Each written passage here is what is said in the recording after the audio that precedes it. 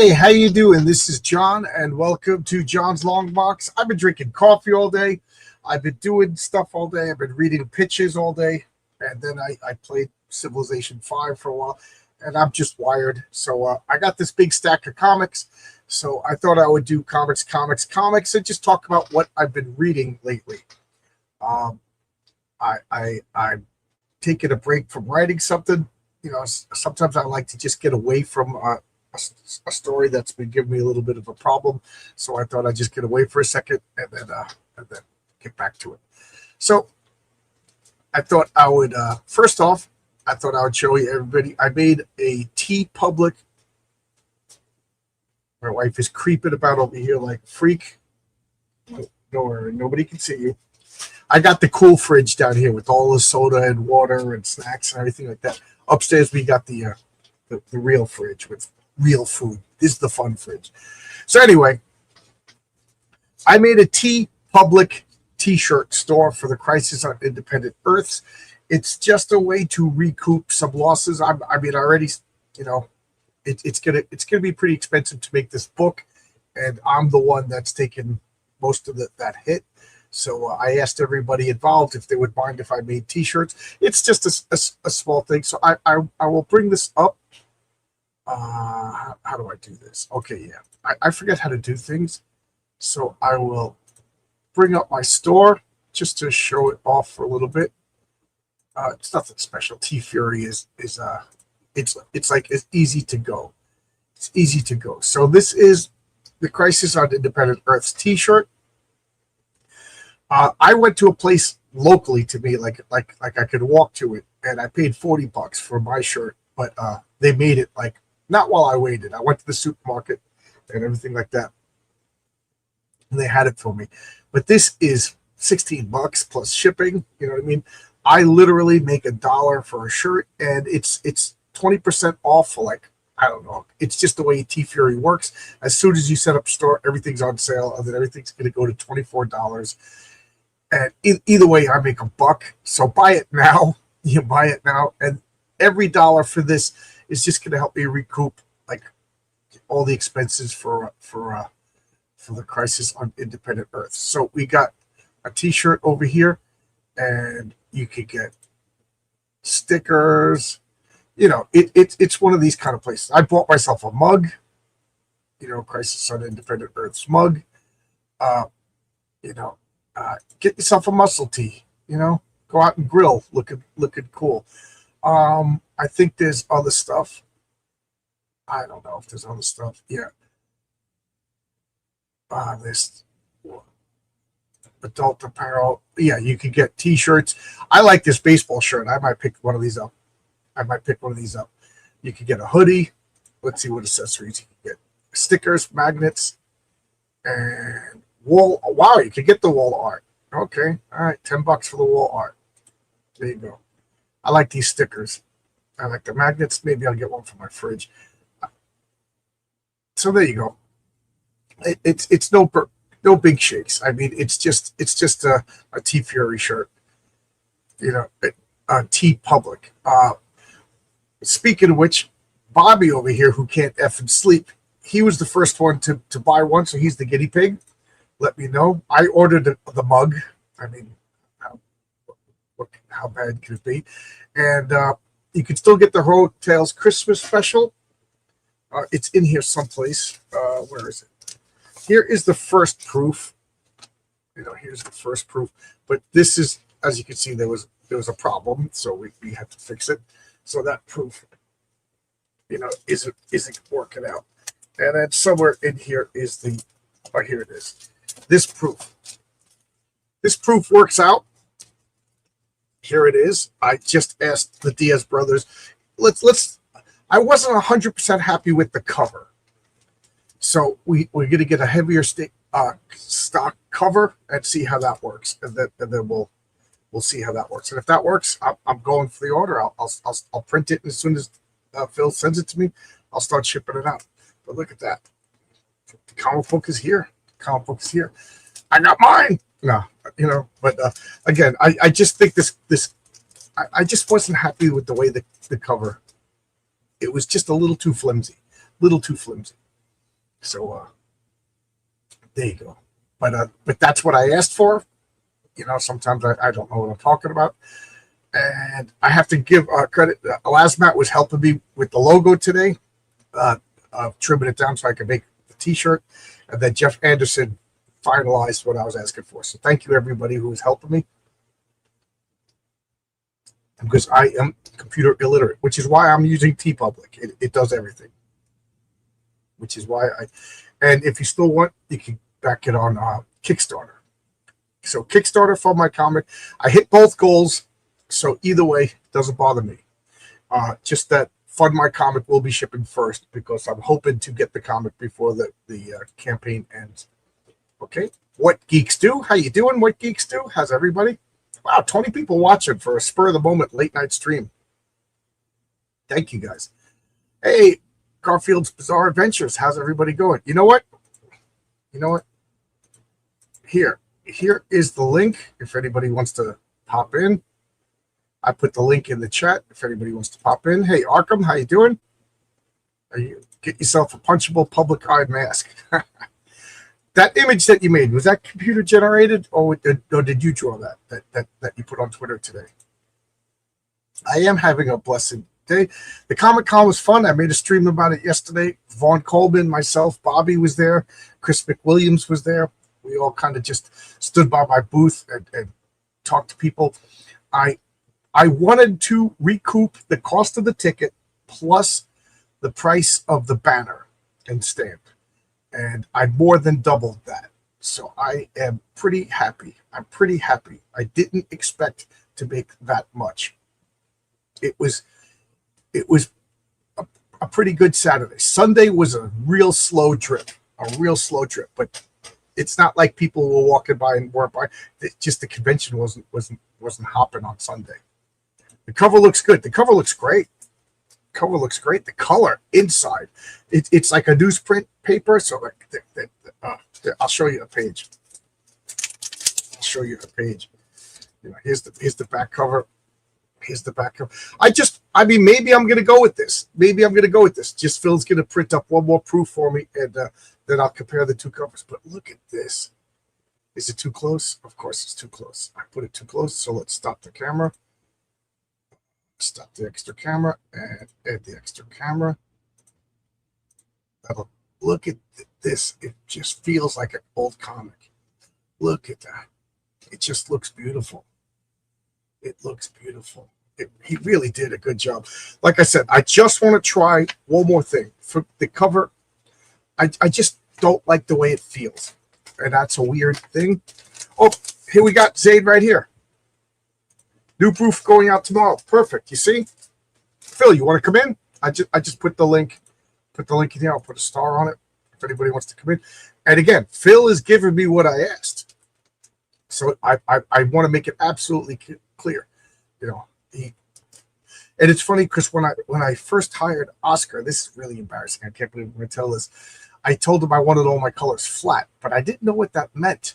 And he gave me all flats, and I hated it. And then I went with Daniel. And then Oscar was like, dude, I did exactly what you wanted me to do. So I gave him another try, and he was awesome. I was like, do what you would normally do. And now Oscar is my main colors. Why? Because I'm learning. Sometimes I don't know what I'm talking about. So I just want to try. I just wanted to try. I also ordered a proof from Kablam, but I don't know if I did. I ordered it. I ordered one copy. I paid for one copy. I PayPal'd them from the link, but no response, nothing. So I don't know if I ordered it or not. They didn't email me back. Got it. Files are perfect. I have no idea. If the customer service is that bad, I can't deal with you. You know what I mean? So Phil Diaz customer service is absolutely the best customer service ever. This guy is it's above and beyond. He's driving it to my house tomorrow. What's up? I made it with that, but I can usually it's just about how I spell making me. Okay, I just was curious. All right, so here we got. So I already talked about that. So here we talking about Hit Me.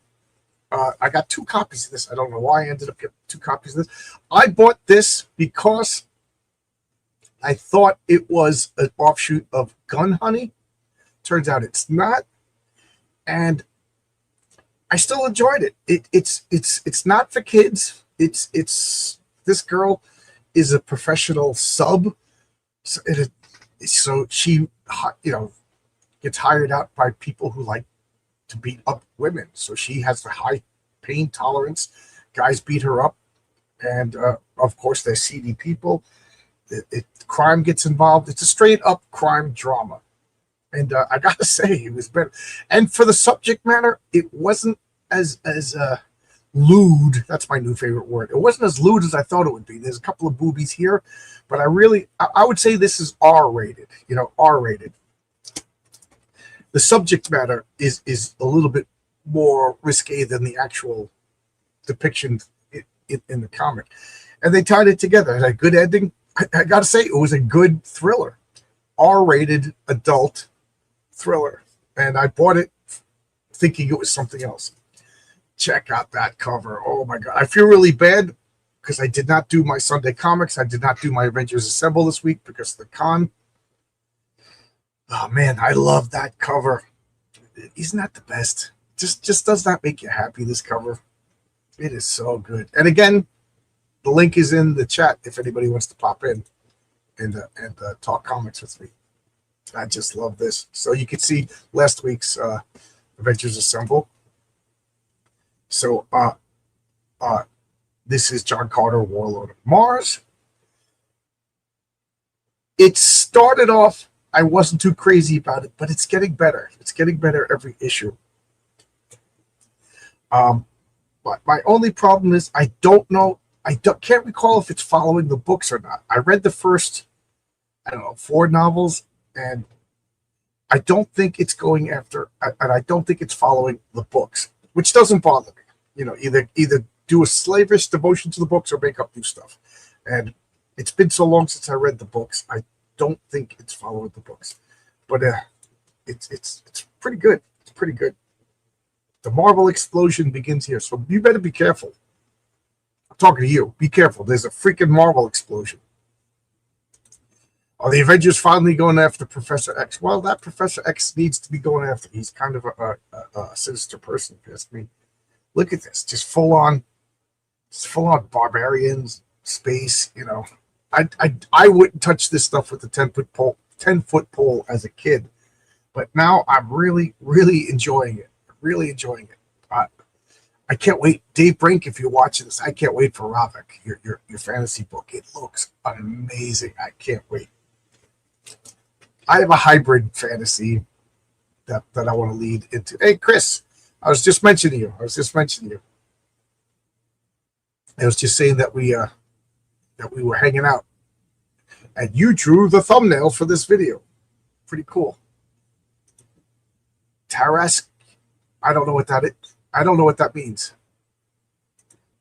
Have you read Chuck Dixon, Guns of Mars? No, I have not. It's funny because I don't want to read any fan fiction. I know it's not fan fiction, but you know what I mean, of Tarzan or until I finish the actual Tarzan. Oh, if Tony Grigo's in here, I printed out your script. I just couldn't read it on my phone. I couldn't read it on my computer. But Tony, he wrote a script for The Caper, a pulp-based superhero story that I had. But I was like, hey, Tony, you want to write this for me? So if he wrote it as a story, so I got to read it and then turn it into a comic book script. I'm excited. I'm excited. I like Tony a lot. So this is just great Gil Kane artwork. Look at this. Is this the death of Martian? I'm enjoying this story. This guy is the first being to arise on Mars. Anybody who read the John Carter novels, is there the first guy who arose on Mars? I forget. I forget if that was ever a story. So this is Clint Hilinski's bad guy. I was really into this guy. He's kind of boobalicious. He makes up. I don't know, but I at the risk of, I'm just losing interest once I found that it's all swipes. You know what I mean? And I don't know. I'm growing out of it. Like, again, I'm not a prude. Like, I like that Hit Me book, But this kind of stuff, I'm just losing interest. It's just, I don't know, low effort parody. Is that the best way? I did this on Sunday Comics. I'm doing the Fantastic Four. This wasn't the best issue. You could just see like it's I don't know. I'm a fan of Rich Buckler, but this was not Rich Buckler's best work. I don't know what go on. I don't know what happened with this particular issue. Not the best story, not the best art. At this point, Fantastic Four was at its nadir. I think this was the worst the Fantastic Four has ever been in my era of reading Fantastic Four. I'm sure that it's got pretty bad in the modern times, but so this is Mike S. Miller's The Imagineers. He sent me a big stack of his comics. I gotta say his comics are really good, and I got like volume 2 of The Imagineers. Why is there just a random board? Just boards here. Get rid of these. And I gotta say, I really, I hate that. I just hit the camera. Let me turn the camera off.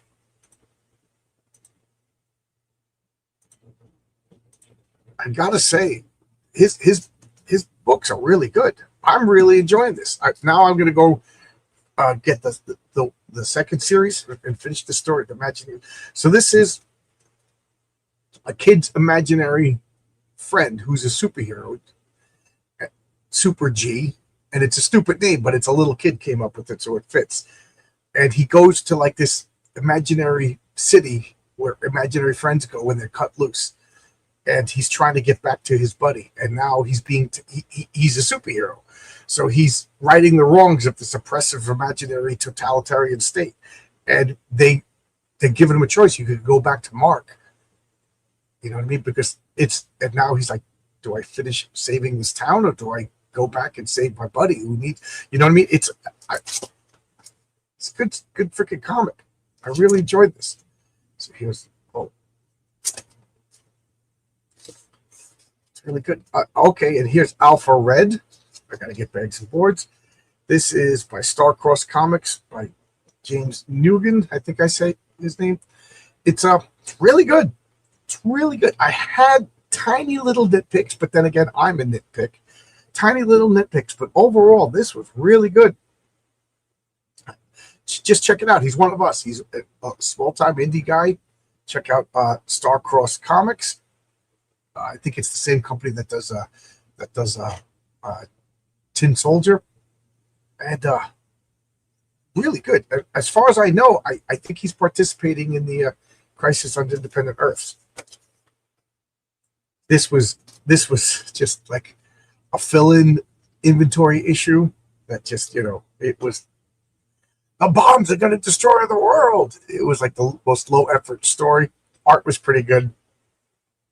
Just like, quick, we need a story, And okay, I got this idea. When this guy dies, the bomb goes off and blows up the world. It was just cheesy.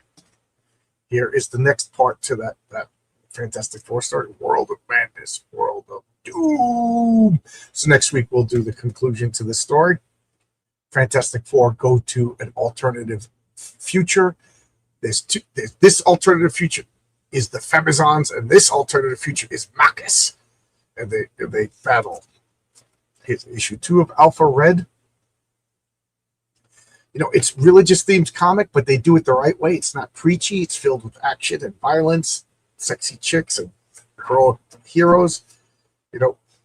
Pretty good. Look at that cover. That cover is good. James, if you're watching, did good job.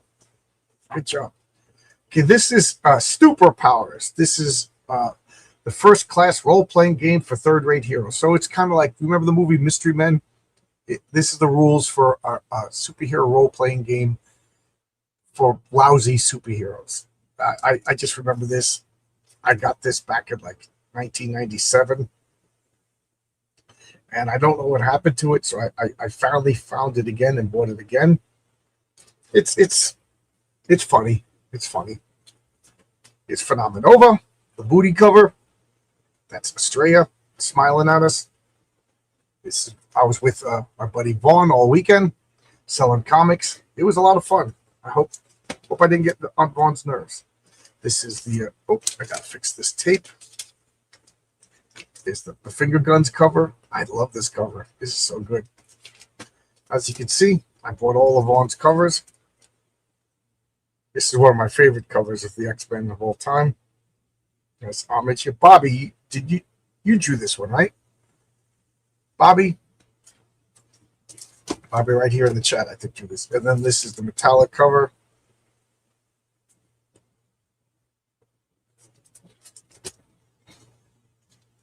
There's another copy of issue 4. Is issue 4 of Alpha Red. It's pretty cool because I didn't expect it, but spoiler, his car transforms into mechs. So there's everything, superheroes, and then it transforms into mechs, and there's mech battles, everything. It's fun. That's a good cover. Issue 6, look, he's doing it right.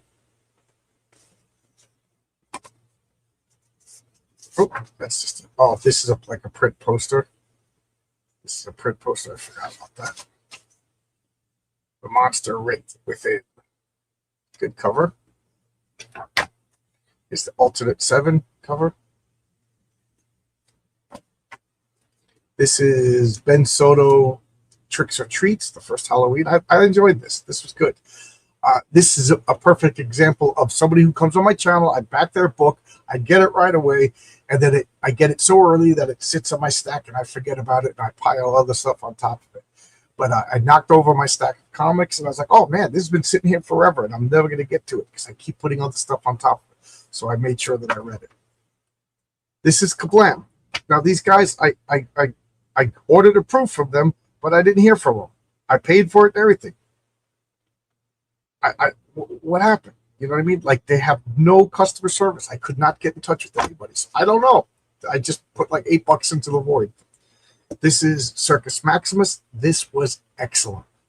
Oh my God, was this excellent. This comic book was everything I wanted. Ancient Rome, history, and then like a little, like, we'll never know because it happens during the fires that Nero fiddled while Rome burned kind of thing. I really, really enjoyed this. This was really good. Really good. Like, everybody go and read this. That's all I got to say. This was totally enjoyable. If you're into comics and history, and if you're a man and you think about the Roman Empire, get Circus Maximus. This is the kind of comic I could see the Diaz brothers making. This is just awesome. Awesome comic. I don't want to reveal this. What a great cover, huh? This is a Chuck Dixon comic that I didn't know existed. I think I heard him mention it a few times, but I just missed it on my first pass. So this is Chuck Dixon, Evangeline. She's warrior nun. So this is in like the 25th century, set in the future. And the Vatican just sends her all over the galaxy to take care of stuff, take care of business. It's a little proto girl boss, little proto feminine, but not really. Like, she fights people, but mostly she'll like take them by surprise kind of thing. I mean, and then guns are the great equalizer. So, you know what I mean? It's not like she's out fighting gigantic guys. It's good. Look at that cover. Look at that. It was really good. Too bad it only lasted 12 issues. I think it was Chuck and his first wife. She was the artist, and I think they split up, and then that complicated things. That's what I think. I don't know. Chuck doesn't talk about it. Wow, a lot of comments. I'm sorry. John Carter's Green Martian Buddy, Tars Tarkus. My autocorrect had no idea. Yeah, what were you trying to type? What were you trying to type? Secure that booty in the world. Imagination. Bobby, yay. I love a good inventory. Alpha Red looks interesting. It was. I recommend it. He's up to issue 9, so I got to get 8 and 9. Yep, Bobby did the cover. Chris, how you doing, Chris? I'd love to have Chris do some drawing for me someday. I love the Lightning covers, though. Phenomenal. Doesn't really have bad. Yeah, all the covers are good. All the covers are good. Rome! Look at the guns. All of these indies and older indies. Well, that depends if you consider First Comics an indie. That is the great debate. You know, First Comics is no longer in business. Is it an indie? At the time, it was considered indie because at the time, this came out in 1988. Anything not Marvel and DC was considered independent comics. You know, so this was considered indie. But it's not around anymore. This is Superman. Charming. All I got to say is charming. This is the kind of stuff I would not have touched as a kid. This is an imaginary story. Superman loses his powers. So not only does he lose his powers, but Clark Kent even forgets he's Superman. So he gets married to Lois. But genes don't forget, and the baby's got superpowers.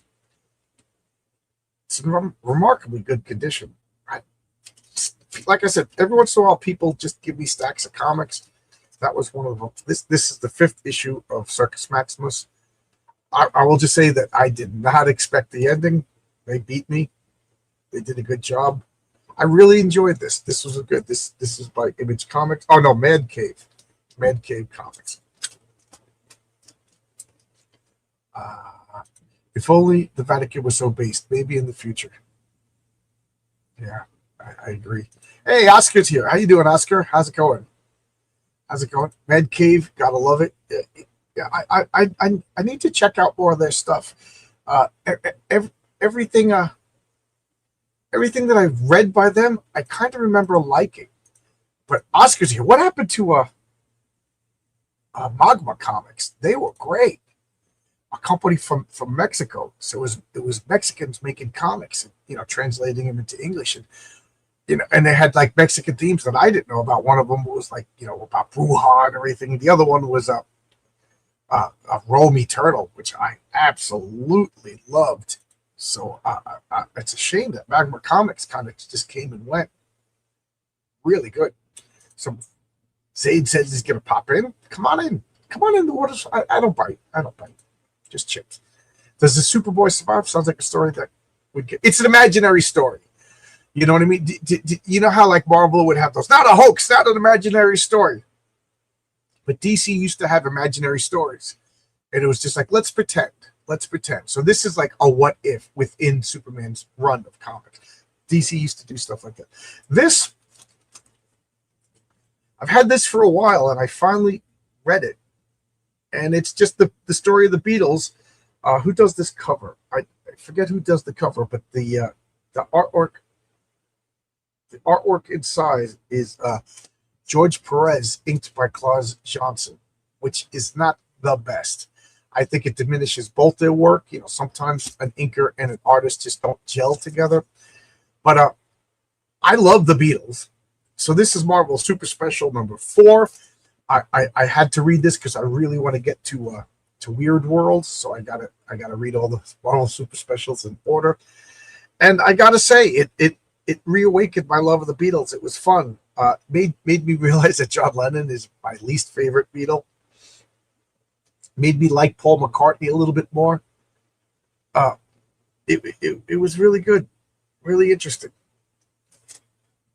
An unauthorized Beatles book. Oh, Mark. Don't know Magna. Oh, Magma is not Mexican? I thought Magma was a Mexican company. Okay, my bad. I thought Magma was based out of Mexico. Okay. I imagine a story that makes sense. Maybe a backup issue. I'm coincidentally wearing a Beatles t-shirt now. I still love the Beatles. I love the Beatles. I love Led Zeppelin. I hated the Rolling Stones. Ah, man. I hated the Rolling Stones. I just wanted to... Sifter wants to punch the public eye in the face. I always wanted to punch Mick Jagger in his big lipped face. I just hated looking at him. But man, they won me over. I love the Rolling Stones now, I gotta admit. Did you ever hear that Paul died? Paul died in a car crash. That I didn't know about the other ones, but I heard that Paul died and was replaced.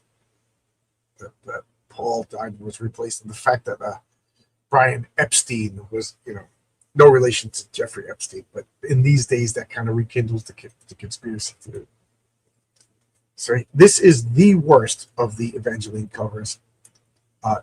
It's terrible. Just she looks like trans, right?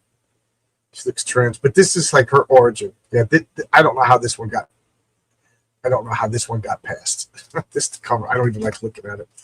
And now I'm catching up with Nexus. I went with Nexus. I think I read the first 12 issues when they came out. Then I lost track. And then I bought them, and I read them out of order, and I read them. So now I'm filling in the gaps. So these couple of issues I never read before, and now that I'm reading it in order, I'm enjoying it a lot more. You know, I jumped around, like I said, missed issues.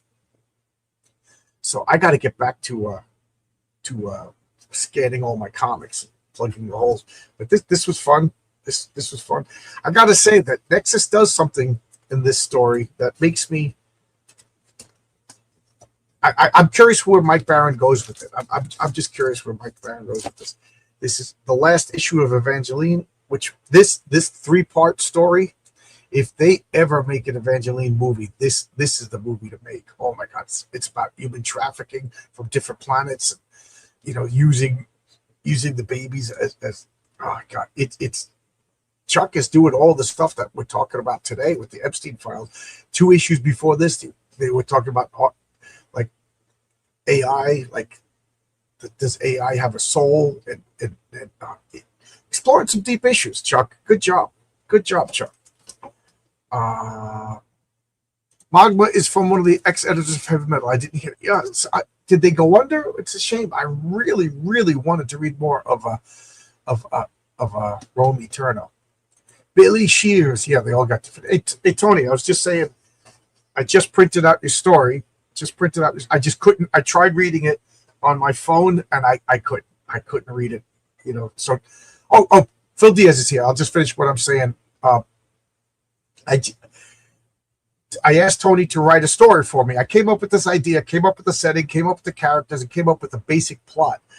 And it's inspired by all these pulp stuff. And I said, you know what, Tony read all the pulps. So I asked Tony if he would want to write it. He said, sure. So he wrote it as a short story. So I got to turn it into a comic book script. It's a 13-page short story. So that's going to be like a 48-page comic book. So I got to change it. And we got Phil Diaz over here. How you doing, Phil? What's up? Hey, how you doing? How you doing? Just finishing with these comments. Are there any continuity with Steve Rude Nexus? Or they Steve, the new stuff, as far as I know, it's just 2 different Nexuses, and never the train shall meet. You know, Steve does his own Nexus stories, and Mike Baron does his own Nexus stories. I think. That's what I heard. What do you know? That's what I heard. Oh, that's what you heard. Okay. And my last comment. There's evidence to support it. The second Paul is William Shepard Jr.'s father was a classical composer. Billy doesn't play by ear, but he has to pretend to. Real Paul didn't even chord his bass. Yeah, that's one of the things they address in this comic is that Paul McCartney hires a classical composer to start teaching him music. Marvel was in on the conspiracy. So how you doing, Phil? Good. A long day at work. And a long weekend as well. I was at a convention as well. I did a fan expo over here in Chicago. How was it? A lot of people. Well, so I get this really cool hookup since I work at the arcade. So like C2E2 pays us to bring a bunch of like 70 arcade games to put on the arcade floor. Oh, cool. And then I sell my books at the arcade booth as well, because my boss is really cool like that. So C2E2 is awesome. And Fan Expo, the last few, I mean, we haven't done Fan Expo since before when it was Wizard World. We had probably like over 10 years ago, we did one Wizard World. But Fan Expo is a celebrity show. It's an autograph show. So they had like Kurt Russell and everybody from The Thing and the Goonies crew. They were all there. So most of the people that go to Fan Expo, you know, it's a lot of people, they're there to get autographs. So they put us like upstairs in a ballroom, so we weren't on the actual floor. But I can't really complain because I didn't pay for the table. So any money we make is great. It's all profit there. Oh, good. Just the annoying thing is my brother and I are the ones that bring the arcade games in. So it's a lot of. So what do you wheel them in on like hand trucks and? Yeah, dollies. We have a truck now, the company. So we got that fixed, so we didn't have to rent a truck. So we brought like 20 games and what, like Frogger and Asteroids and classic stuff like that? Yeah, Asteroids, Qbert, NBA Jam, a bunch of stuff. Contra, RoboCop, which is actually really cool. So do kids, do they pay quarters for it, or you just pay one price and play them all? No, when we bring the games to the conventions, you just walk up and play the games. You don't need any coins. So but if you actually come to our arcade, it's just a cover charge, it's $25, and then you get to play as long as you like until we close, which is at midnight. So you don't need any coins. So how does your booth make money? I mean, I know you sell your stuff. So is it the convention pays you guys to show up just to give people? Yeah. Something? Oh, okay. Yeah. So I was telling you that there was an arcade in the mall by us that my wife and I like to go to. Like we used to call it 80s Day. My wife, she needed to buy like Day Glow shirts and stuff like that, put a scrunchie in her hair, make her hair big, but and we would go and play arcade and then go to the mall and have food and everything. But they closed. The mall just got too expensive. And the guy was like, I don't know what I'm going to do. But then he just announced he bought a movie theater, an old movie theater. Dang. So it's a movie theater and an arcade. So they're going to be getting old movies and an arcade. Oh man, and it's not too, it's even closer. So That's I can't. Great. Yeah. So Oscar's saying, I don't think Roma Eternal will continue. It's like a year and a half. I didn't get news from them. Homer or Diego are doing Barbarella and Red Sonja crossover for Dynamite. Oh man, did it not sell well? I guess because it was such a good comic, good present. I would love to see the continuation of it. Marvel Comics has non-long story, only 2. Yeah. I think it was going to be like 5 issues or so. It was like Jack Kirby and the Roman Empire mixed together. And the Justice League. It was just such a bizarre comic. I wonder if that premise killed it, but it was glorious. I really liked it. Yeah, it looks cool. So I'm just talking about comics that I read. I'm just going to finish up these, and then we'll continue talking. So this is the second to last issue of Evangeline. She's posing as a street walking prostitute because they're getting abducted, and it's like I said, Chuck Dixon back in 1987 was doing some pretty edgy topics. Yeah, I've heard it, or I've heard him talk about that book a few times on his podcast. So here she is, and then she's got these AI robots that follow her around. I recommend this. I recommend it. Here she, dressed up all. But the thing is, she's a nun, so she doesn't do anything. And this is Johnny 6. He's like following her around like a puppy dog. He and it's funny because in one of the issues, she's like undercover, posing as a thief, and then Johnny 6 gets hired onto the staff. And he's about to say something. So she jumps up, puts her arms around him and kisses him, and then whispers, shut him up. Yeah, before he could say anything. And then they get assigned to the same room, and he's just like, well, since we got to keep the charade going while she's praying. That's awesome. So then this is Jackson. I always say Geis, but I guess it's Juice. Jackson Geis, Juice, however you say his name. I'm pretty sure it's Geis. I haven't heard it called Juice. Yeah, but this is him doing the guest art. Nice. And this was the return of Steve Rude. Back to and like I said, this story, I can't wait to see what's going on because it makes me like Nexus a little bit. Like he loses some heroic points, so I want to see how either he redeems himself or he just continues as the flawed hero. So, but I trust Mike Baron, so we'll see what's going on. And I'll just leave. You know what? I'll leave this here for people to look at. Well, because I'm done with my stack of comments. So Phil, first off, I don't want you to think I'm displeased. I'm just curious to see what it would look like with the different type of paper. You did a phenomenal job. I really love the interior, the way it feels, and the colors on this look better than I expected. Yeah, it's crazy how well that paper takes to the toner that we're using. And because like it's one thing to get, you know, the Man with No Strings, which is printed, you know, black and white interiors, and on that newsprint it looks awesome.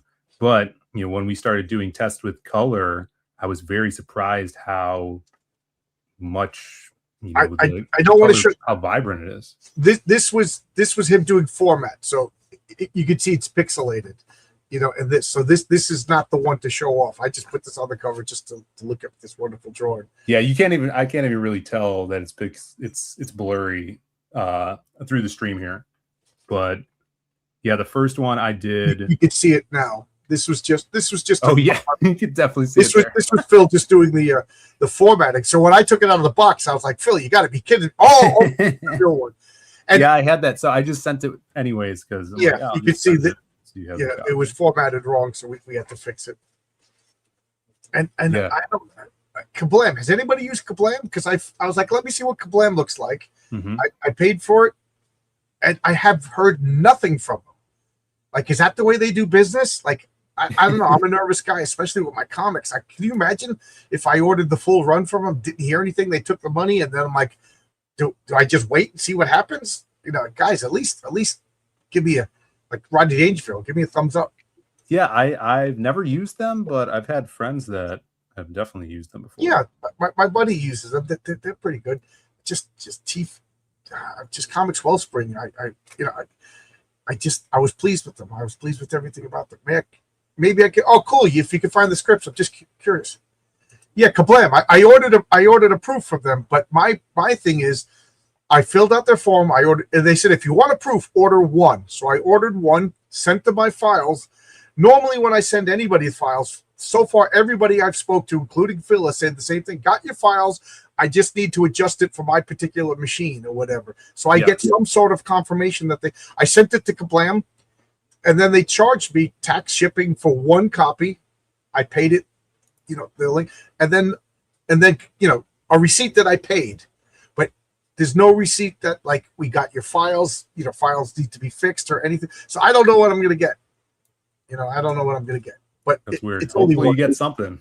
Yeah, or you know, whatever. So I'm happy. I mean, how does that look to you guys? The cover's a little pixelated on this one, but this one was him just formatting it. I should show it, but the other one's in here someplace. But also, if you guys haven't ordered a copy of this, there's a double page spread in it that is just awesome. Yeah, I don't want.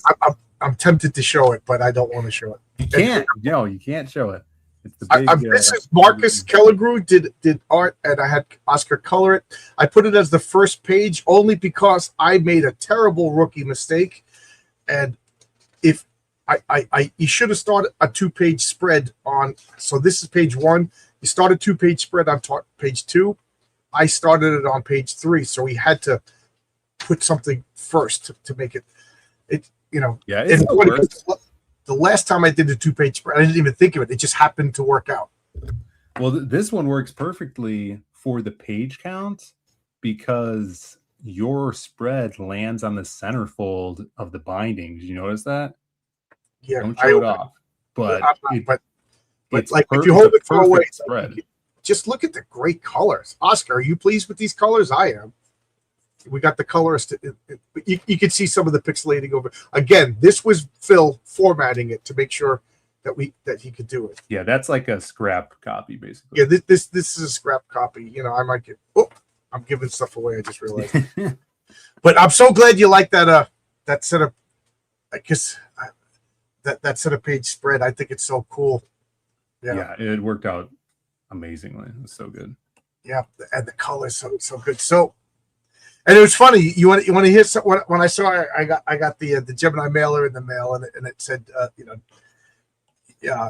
Zaid Comics. I was like, oh cool, the Man with No Strings, and I got Heroic Tales. I was like, oh man, I wanted the Man with No Strings. I already read this. I already read this. I read this 100 times. I wanted to read The Man with No Strings.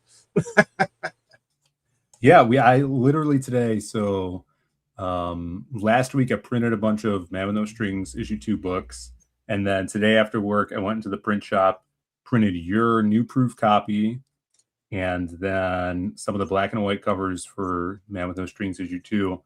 And then my girlfriend came over to the print shop, and then I ate dinner while we were packing books, and cut your proof copy, packed it up so it'll be ready to be sent out tomorrow. So yeah, tonight was like the first time I started official fulfillment, so that we have a bunch of books packed.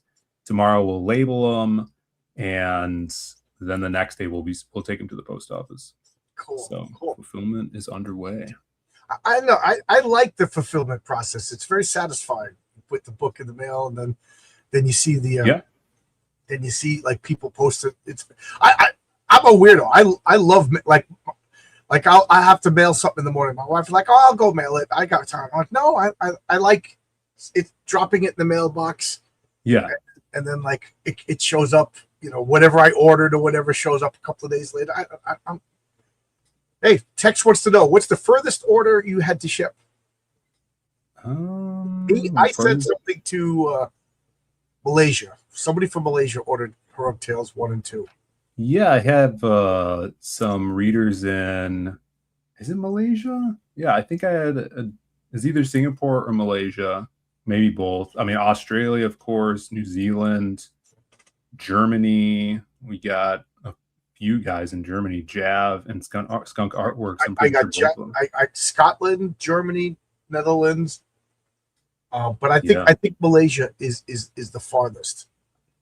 That was the cool thing about Indiegogo, is in your analytics you could see like just all the countries that have purchased from you and how many backers from each country. Something cool to just look at every once in a while. Yeah, the colors are really good. I talk about, but I love this panel right here. I mean, it's not the best because it's a little pixelated. The nighttime, I love the colors in that, Oscar. You outdid yourself in that. I mean, and you guys will be seeing it soon. You got to see the colors. I think Renzo's best artwork that he's done is going to be in Bill Williams' giant size Punchline. But I don't know what it is, but Renzo's artwork, he was firing on all cylinders, and then Oscar's coloring, and I think it's a fun story. That story is just fun. MSK wants to have you on his channel one of these days, Phil. Me? Yeah, you're awesome. A superstar. You're a superstar. Everybody wants to talk to you. You use Mixam. People have been recommending Mixam, but it's in China, and you know I want to stay in the States just to reduce. It's not in China. Oh, it's not? No. So Mixam is not even a print house. So Mixam is a print broker. So the company's based in the UK. They also have an American location, actually in Illinois. And so they're like the middleman. So they find the best printer for you and like for whatever you're dealing with. So if you have want to do a special foil on your cover, they'll go to the print shop that they know that can do it. Oh, okay. I'm probably wrong then. I'm glad to be wrong. Everything I've crowdfunded with, all the books before we started printing our own stuff, we've used Mixam through, or we use them. And even like early on, I don't know if things changed after COVID, but we were able to call them up at any hour of the night because they're awake over in the UK, and you could talk to them and make sure your print file's all good. And then if you specifically want your books to only be printed in the US, you just tell them that and they'll find you a printer. Oh, okay. Well, I'm, yeah. Unless you hand me a piece of garbage, I'm using you. So, well, I did print some floppies with through them, but we would definitely use them for perfect bound stuff, because right now I don't think we could do perfect binding. We might be able to soon, but when we go back to crowdfunding for like full trades, we'll most likely use Mixam. Yeah, I'm gonna when Heroic Tales 3 is out. That's gonna be because I want to wait till Heroic Tales 3 is gonna have the conclusion of the Mary Sue story. Mhm. So once that's out, I will do one Heroic Tales 1, 2, and 3 in like a trade paper. That's gonna be 120 pages, right? That's good for a trade paperback, right? Oh, for sure. Yeah, that would be Yeah. awesome. So, Yeah, the good thing about Mixin is they have all the bells and whistles. So if you want to get soft touch laminate on your covers, which we usually always do when we do trades, or if you have like foil embossed, they have all the hookups with the printers. So when when we do the Crisis on Independent Earths and it comes out to be a freaking 100-page book, yeah, like Mixum would be a good place to talk to about definitely. Yeah, the cool thing about them is they have a online book calculator before you put your order in, so you could be like, all right, what is this going to cost if I want 200 books with this kind of cover, if you want it to be hardcover, and it'll calculate you within like a good estimation of what your final print order is going to look like. So they're really good. And they have, like, once you upload all the files, another cool thing is you could do a digital proof and you could flip through the pages digitally on their site, which is always fun. Yeah. I mean, I don't think I'm going to be telling tales out of school, but one of the things we have a group chat of everybody participating, mostly everybody participating in the Crisis on Independent Earths, and I run everything through them because I don't want anybody to get upset with me. They said I could do this T-shirt and everything like that. But anyway, I was thinking of maybe doing a crowdfund of like a soft cover and a hard cover of this giant book, and then anybody participating, I'll give them like a secret tier where you could get the book for cost, order how many copies you want, and then maybe I'm still floating ideas. Nothing is set in stone, but I'm floating like maybe everybody could do an add-on with their cover. You know what I mean? And then we'll figure out like how people. My biggest fear, and I know this is a weird fear, but my biggest fear is I do the crowdfund for Crisis on Independent Earth, and it makes $100,000, and then we all start fighting with each other over money. You know what I mean? Like the Treasure of the Sierra Madre. But I'm committed to just recouping my loss. And then like, okay, Phil has 9 pages. This is how much you get. Tony has 3 pages. You know what I mean? Things fair like that. I know. Yeah, I'm not worried about it. I think it's going to go over well. And I love the fact that you're successful. I just don't want us fighting. I really don't want us fighting. And I think that the cool thing is, like, we could print it. All the creators can reprint it and use the pages and sell it. And right.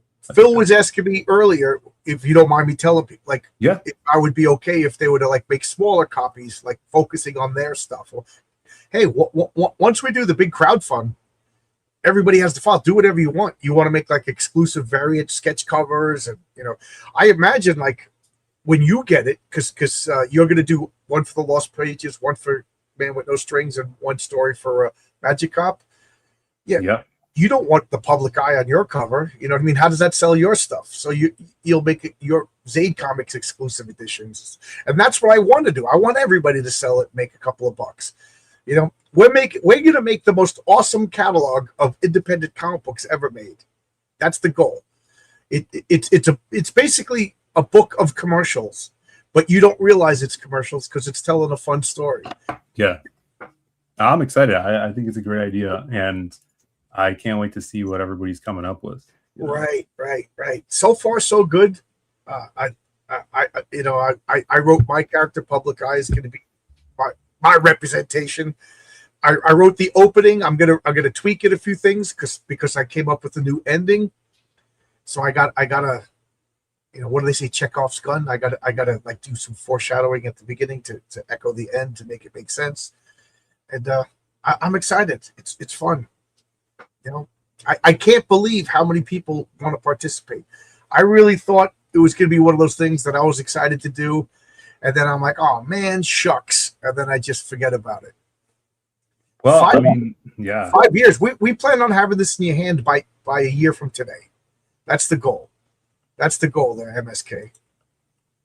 Yeah, when we did CG Vacation, we wasn't. I mean, I don't even think it took a year to do that. You know, before when we started crowdfunding it and then getting in people's hands. Because when we went to Tampa, people had them already. They were using them as like basically like yearbooks. Everybody was signing them and doing sketches in the inside covers.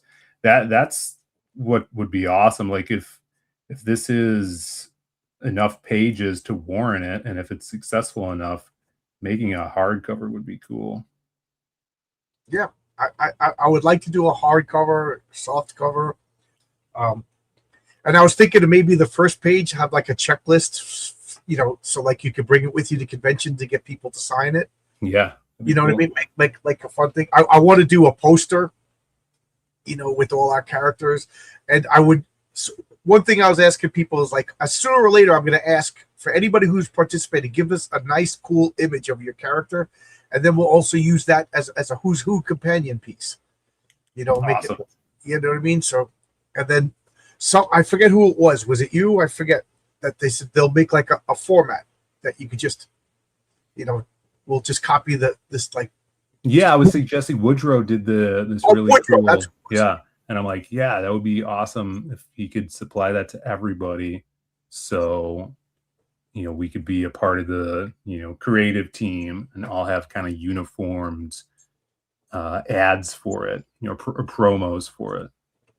So I was thinking this, like as far as legal, like, you know, so you turn the page and now it's, you know, your 3 to 5 pages for lost pages. And then just on the bottom, all characters owned by Zade Comics. You know what I mean? Yeah. You know what I mean? Just as we go along, just like at the, you know how Marvel would have like a little continued after the 3rd page at the bottom. So just underneath, you know, all. Let me see what I put in this book, because I did something just at the beginning. Just, you know how it has like, I gotta say, any gates, anytime anybody says like after Watergate, it's so cringe. well, there's no gate. It doesn't say gate. No. MSK's making a joke. He's saying I'm gonna try to start Longgate. No. Let's see. Comics Gate, This Watergate. says, You know, it's just so cringe. Gate. the contents of this publication may. Yeah, we'll come up with some legalese to make everybody happy. You know. Oh, here. None of the contents of this publication may be reprinted without consent of Zade Comics and or the respective creators of their IPs. Yeah, so it's all that stupid jargon you got to put in there, but. And I was thinking, like, you know, when you open it up, you put the the Lost Pages logo, so the reader understands. Okay, this is another IP, and then maybe we'll put like a little like card, like a little manila file with like Earth 4462. You know what I mean? Like. Oh yeah, and I have that in my script already. You know. Right, you already have a number. A couple of Yeah. people are claiming numbers of their worlds. I think that's fun. That's awesome. Yeah. Yeah, it's gonna be good. I actually read some comics before I took a shower. What you read? I read. What did I read? Oh, I read this. Oh, excuse me. Oh, the coffee's running out. Oh, Lobo. New Lobo series, issue 5. That's new? It's new. Yeah. Oh, okay. Because it looks like it came out in the 90s. Yeah, no, this is Scotty Young is writing, and Oh, I like Scotty Young. Jorge Corona is doing the art. So they've been working together. If you had told me that came out in 1994, I would have believed you. Yeah, the art is awesome, and it's got the old school DC Bullet on it too. Yeah, they went back to the Bullet earlier this year, I think. Oh, how is it? I think the art is awesome. Not fully digging the writing. It's very like throwaway, like a side book that, you know, you grab just for fun. Like, I don't know, his and then also I feel like Lobo's a really hard character to write because everybody makes him a caricature of what they think Lobo is. I always said that Lobo was what nerdy kids thought cool people were. Yeah. You know what I mean? In the 90s, it's just like, look at him, he's banging chicks and smoking cigars, or, you know. Yeah. And what is he? Is he on Superman level strength and power? I'd say strength. I mean, he's gone toe to toe with Superman. Yeah. But I don't know. I love the original Keith Giffen, Alan Grant stuff, and I just feel Tony like, said it at the same time as you. Alan Grant's the only one who could write Lobo well. Exactly, and so Alan Grant could write anybody well because Alan Grant was a phenomenal writer. Is he still alive? No, he just passed. Yeah, the end of last year, I think. So Keith and Alan are now gone, but I think it's just a hard task. And I mean, I would never want. I don't think I would do a better job, but it's fun. I just don't know where this fits in with their, the line. Who knows how well it's doing? But they made it to issue 5. So. They lost me because they keep rebooting, and I just feel like, what's the point? Yeah. I'm at the point now when it's just like, maybe I'm at the point where you should be as a comic book book, just read it to enjoy that particular issue. But I'm such a continuity fiend, Mm-hmm. And then I also read this, which is the new Kirkman book, Terminal. Oh, I didn't know anything about it. Yeah, it's his. So he's been working on it for like 5 years. They announced it, I think, last year. So they already have like 15 issues done. And the first issue came out last month. It's an all-star creative team. It's Kirkman with Andy Kubert. Oh, cool. Doing the first 5 issues, I think. And then it switches to Art Adams. Wow. Is going to be doing the next run. And then the arc after that is David Finch. Oh, my God. I got to pick this up. I'm a unabashed Kirkman fanboy. Yeah. The only thing he ever wrote that I just could not tolerate was Battle Pope. To me, that was his first thing. Yeah, Battle Pope to me was what like an edgy freshman college person is like. It's the Pope, but he fights, and then Jesus is dead. Check this out. Crazy stuff going on. So it's got like vibes of like X-Men. There's two superpowered teams, and something is not as it appears. One of the main characters on the team figures out that she's in over her head, and that's kind of like where the cliffhanger ended. But it seems like it's up to issue 10 already. They have it that stuff already done, but they haven't released it. So issue 2 comes out this month. Okay, because he says they had issue 7 and 10 in blind bags. Yes, they did. So they're doing blind bags again, and there was a chance to get issue 7 or issue 10 in the blind bag. So people were freaking, which is a ploy to pad all the sales by people want that issue that is not going to come out for months. So. Hey, Courtney, how you doing? Every time I see Courtney, I say, hey, Courtney, when are you going to come on my channel? We're going to talk about punk rock. She's a punk rocker. Yep. How you doing, Courtney? She's one of like the first people to watch my channel. Really? Cool. Good to see her coming back. Yeah, I'm still off work. There's a chance that I might go back to work early. All right. I don't know how I feel about that. I mean, I'm really enjoying my time off. I hear you. They have issue 18. They have 18 issues done already. Cool. That's crazy. Anytime. He's got that money, He's front loading his investment on the series. Why wouldn't you? It seems like Skybound is really doing that. They're making sure there's a lot of issues done before they even announce things, so they don't fall behind on deadlines. So, Courtney, what are you on Twitter? And if so, what's your name on Twitter? So I can reach out and DM you. And what's going on here? And for all I know, we talk on Twitter, and I don't realize it's you.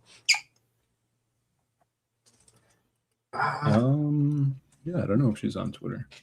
If anybody is from Hester Mike Barron to maybe, oh man, Mike Barron, Kelsey Grammer, 3 pages of Nexus would be so perfect for Independent Earths. That would be dope. Would be the greatest thing in the world.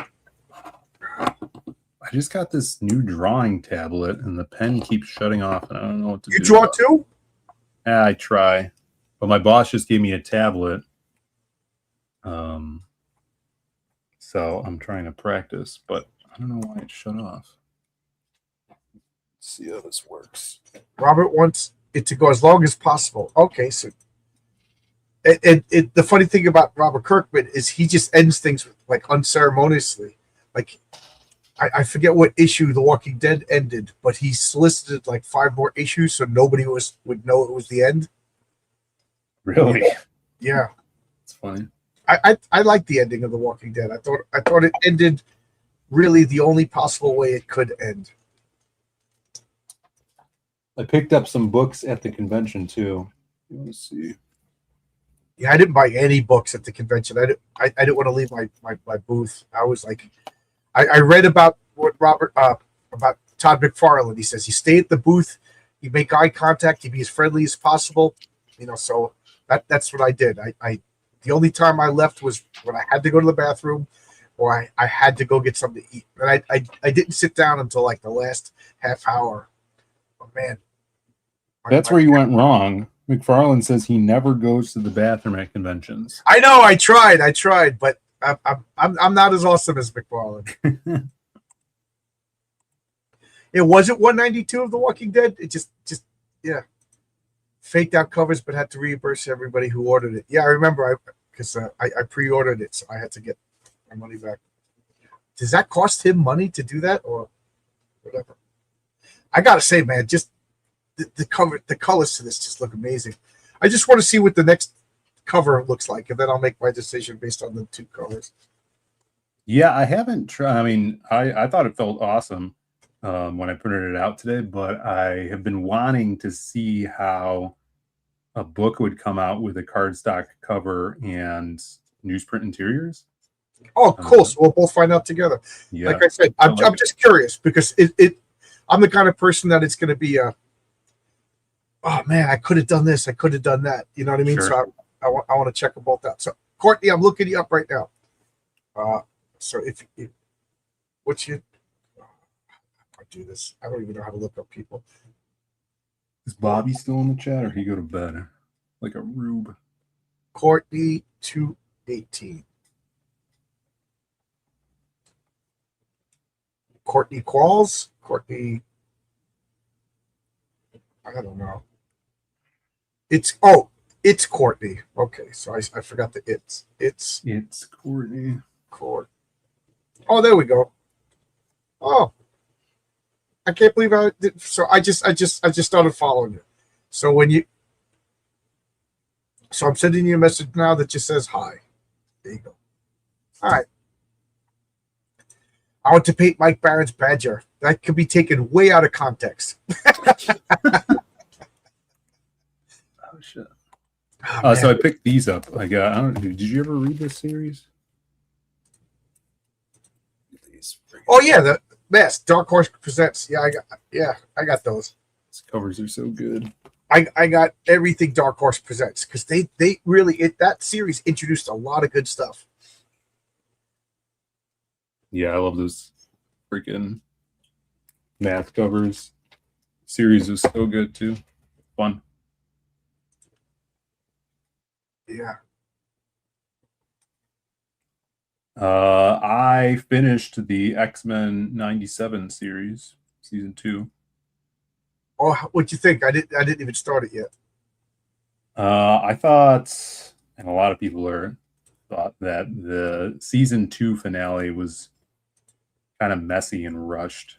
I think it seems like they had some rewrites because they had fired the showrunner from season 1. Right. Why? He didn't do anything, right? It was. Who knows? There's no like official statement. I think they said there was like some sort of egregious activity in the workplace. But but there's speculation that he was sticking to the comics too much, and Feige and everybody wanted to get away from that. Yeah. That doesn't really make sense because he has like the most writing credit on season 1. Everybody loved season 1. Right. And he has a lot of co-writing credits on a lot of the season 2 episodes as well, but not the last episode. So it seems like everybody was raving. It's funny because I never watched X-Men 97 because by the time X-Men 97 came out, I was tired of the X-Men. Right, yeah, you were telling me. Yeah, so I'm gonna go check it out because I do like classic X-Men and everybody loves that cartoon. So I will check that out. And then I remember people complained about this Bo DeMaio. They're like, he's too woke. And then everybody was eating their words. They're like, this season was really great. And then and he was like a gay black guy. So he checked all the diversity, everything. And then they fired him. So this is like a roller coaster road. And yes, Courtney, this is Phil Diaz that I'm on with. She said she can't see who it is. She's listening on her phone. She's always driving, that lady. Yep. It is I just want to show this just because I like this is Oscar's last colored page for Patriarch. So Patriarch Who is that guy in the bullet outfit? That's Headcase. Instead of hard case, it's Headcase. That's awesome. It's Headcase. He that's inspired by Lovecraft. You know how the Migu would take people's brains and put them in space? No. Oh, so in Lovecraft, in the Whisper in the Darkness, they talk about the Migu would come and abduct you and cut your brain out and put your brain in a case and then travel all over the universe. Yeah. In the case, so that's his secret origin. And then he came back, but he doesn't have his body. His body's been gone for decades, so they built a robot body. So he's Headcase. That is awesome. Yeah, that's the weed. The plant guy is the weed. Headcase, Venus flytrap, and Stunner. So this is the Patriarch. This is the Patriarch's 25th anniversary. So that's a great panel. So this awesome. So this page is him recapping his origin. That's great. You know, and then he's getting the key to the city by Lucius Kane, who you may or may not remember from issue 1. He's the guy in the suit. You know, and then you can see the Patriarch's original Superman type costume, his beardless, youthful face. You know, he's a youngin'. Yep, he's getting the key to the city, and they're renaming the school after him, the Jim Kelly School. Yeah, I can't wait. I'm so spoilerific, but how do you feel about spoilers? Like I spoil everything. Like I just gave away the Patriarch's origin right here. There you go. Yeah, I mean, I get it. I mean, I get super excited about stuff. I try to only spoil like a panel at a time, and definitely not like large stroke plot points. But sometimes it's too hard not to. Yeah, that's there's 3 chapters in Patriarch #1, and Renzo's on the last chapter right now. I can't wait. And once it's done, we will go to town. Who's sending me messages? Oh, okay. Bobby, can't sleep. Are you streaming? Crucifix? Yeah. That guy. Yeah, Bobby was behind the counter drawing all day. It made our booth, you know, it made our booth look like legit. There's artists even drawing here, you know. Yeah. And then Chris McWilliams came on Sunday, and they were both drawing. That's awesome. Yeah, I had a good time.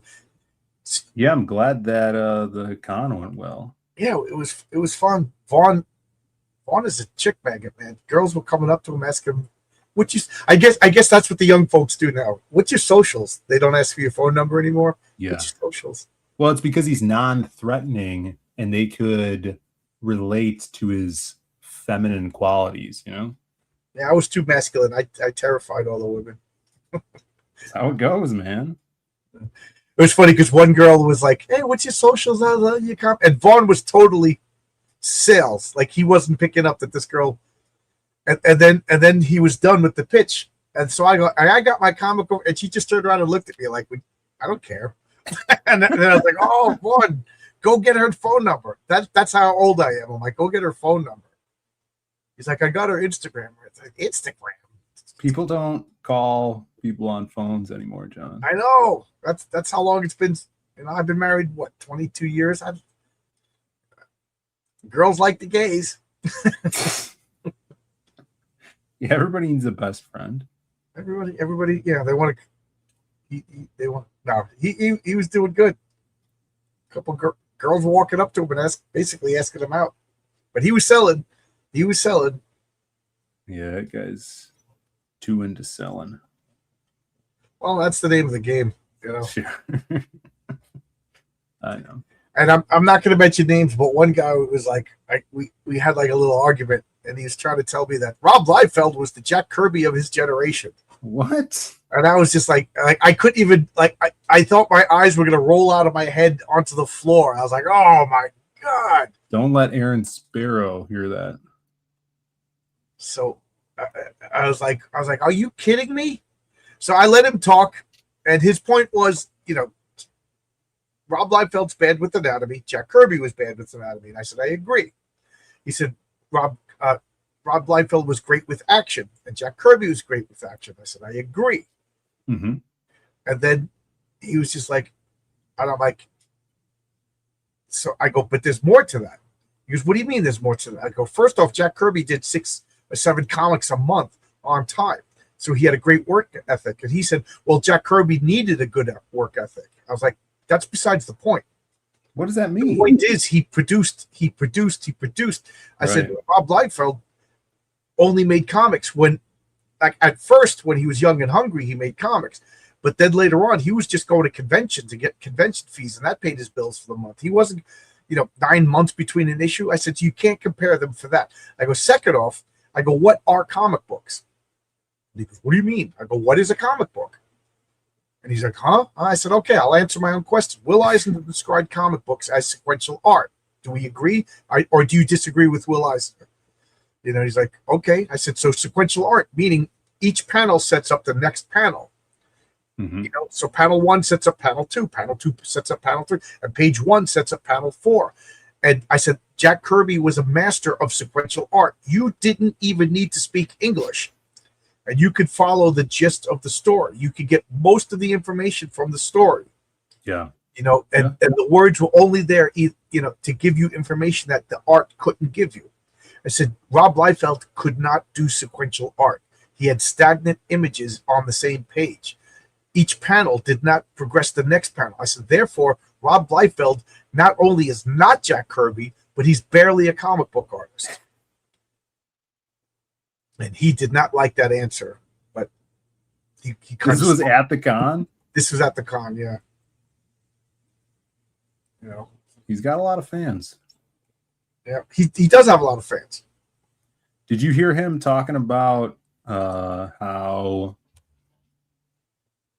his creation of Cable and what he plans to do with them, and how Marvel ruined the idea by making him Scott's son? So that's not what his plan was. Well, I hate Cable. To me, Cable is the worst comic book character of all time. So, Damn. It's a stupid name. I can't get past how bad the name is. Cable. Did I tell you what my theory of why his name is Cable? That he's a link from the past to the present? No. And I don't know who came up with the name Cable. I probably wasn't even alive when Cable was made. But I hear that Rob is pretty religious. And so my theory is that Cable, and this probably isn't how it was because he didn't even come up with his origin or whatever, but Cable is an immersion of the two names Cain and Abel, because he is the first son of the first, mutants that were popular. And he has a clone that is Strife, that is the evil version of Cable, and that tries to kill Cable. I think it's a stretch, but I just can't get past that stupid name. What do you think of Gambit? I hate Gambit. Oh my god, I hate Gambit only because I know that's a Chris Claremont. The name doesn't match the powers. he to me, Gambit should have the same type of powers as Longshot. You know, Gambit means risk. You know, so he should Strategy, take luck. risks Yeah. and probabilities. Like he throwing cards. I know it's gambling, but it doesn't work. And I hate that costume. I will accept the name and the powers if they only got a better costume for him. What would you call him? Wild card. That's my character. I know, but if they did it back in the 80s, you know, wild card. I don't know. Dealer. Ace. I have a character that I will be introducing in a future. I'm working on the story now, and he's called the Heavy Hitter, and he basically has Gambit's powers, but it's Gambit done right. Kinetic charges. He absorbs so the harder you hit him, the harder he hits you back. Yeah, that's like he's got a gambling everybody's got kinetic based powers in the X-Men. So Bishop, he absorbs kinetic energy and shoots it out as a blast. Right. This guy. That's another character I can't stand. What does his name have to do with his powers? Strong guy I like. Strong guy. He's actually in season 2 of X-Men, and him and Bishop fight, and they have a funny quip. They're like, we could just do this all day, because they're just like absorbing each other's blasts and punches, and he's getting stronger, and Bishop's shooting him with purple energy. Strong guy I like because the name matches his powers. Bishop. Yeah. Like, does he move diagonally across the world or something like that? And then what bothers me more, like, again, Gambit, like, because Cable and Bishop, they got these powers and everything like that, and then they got guns.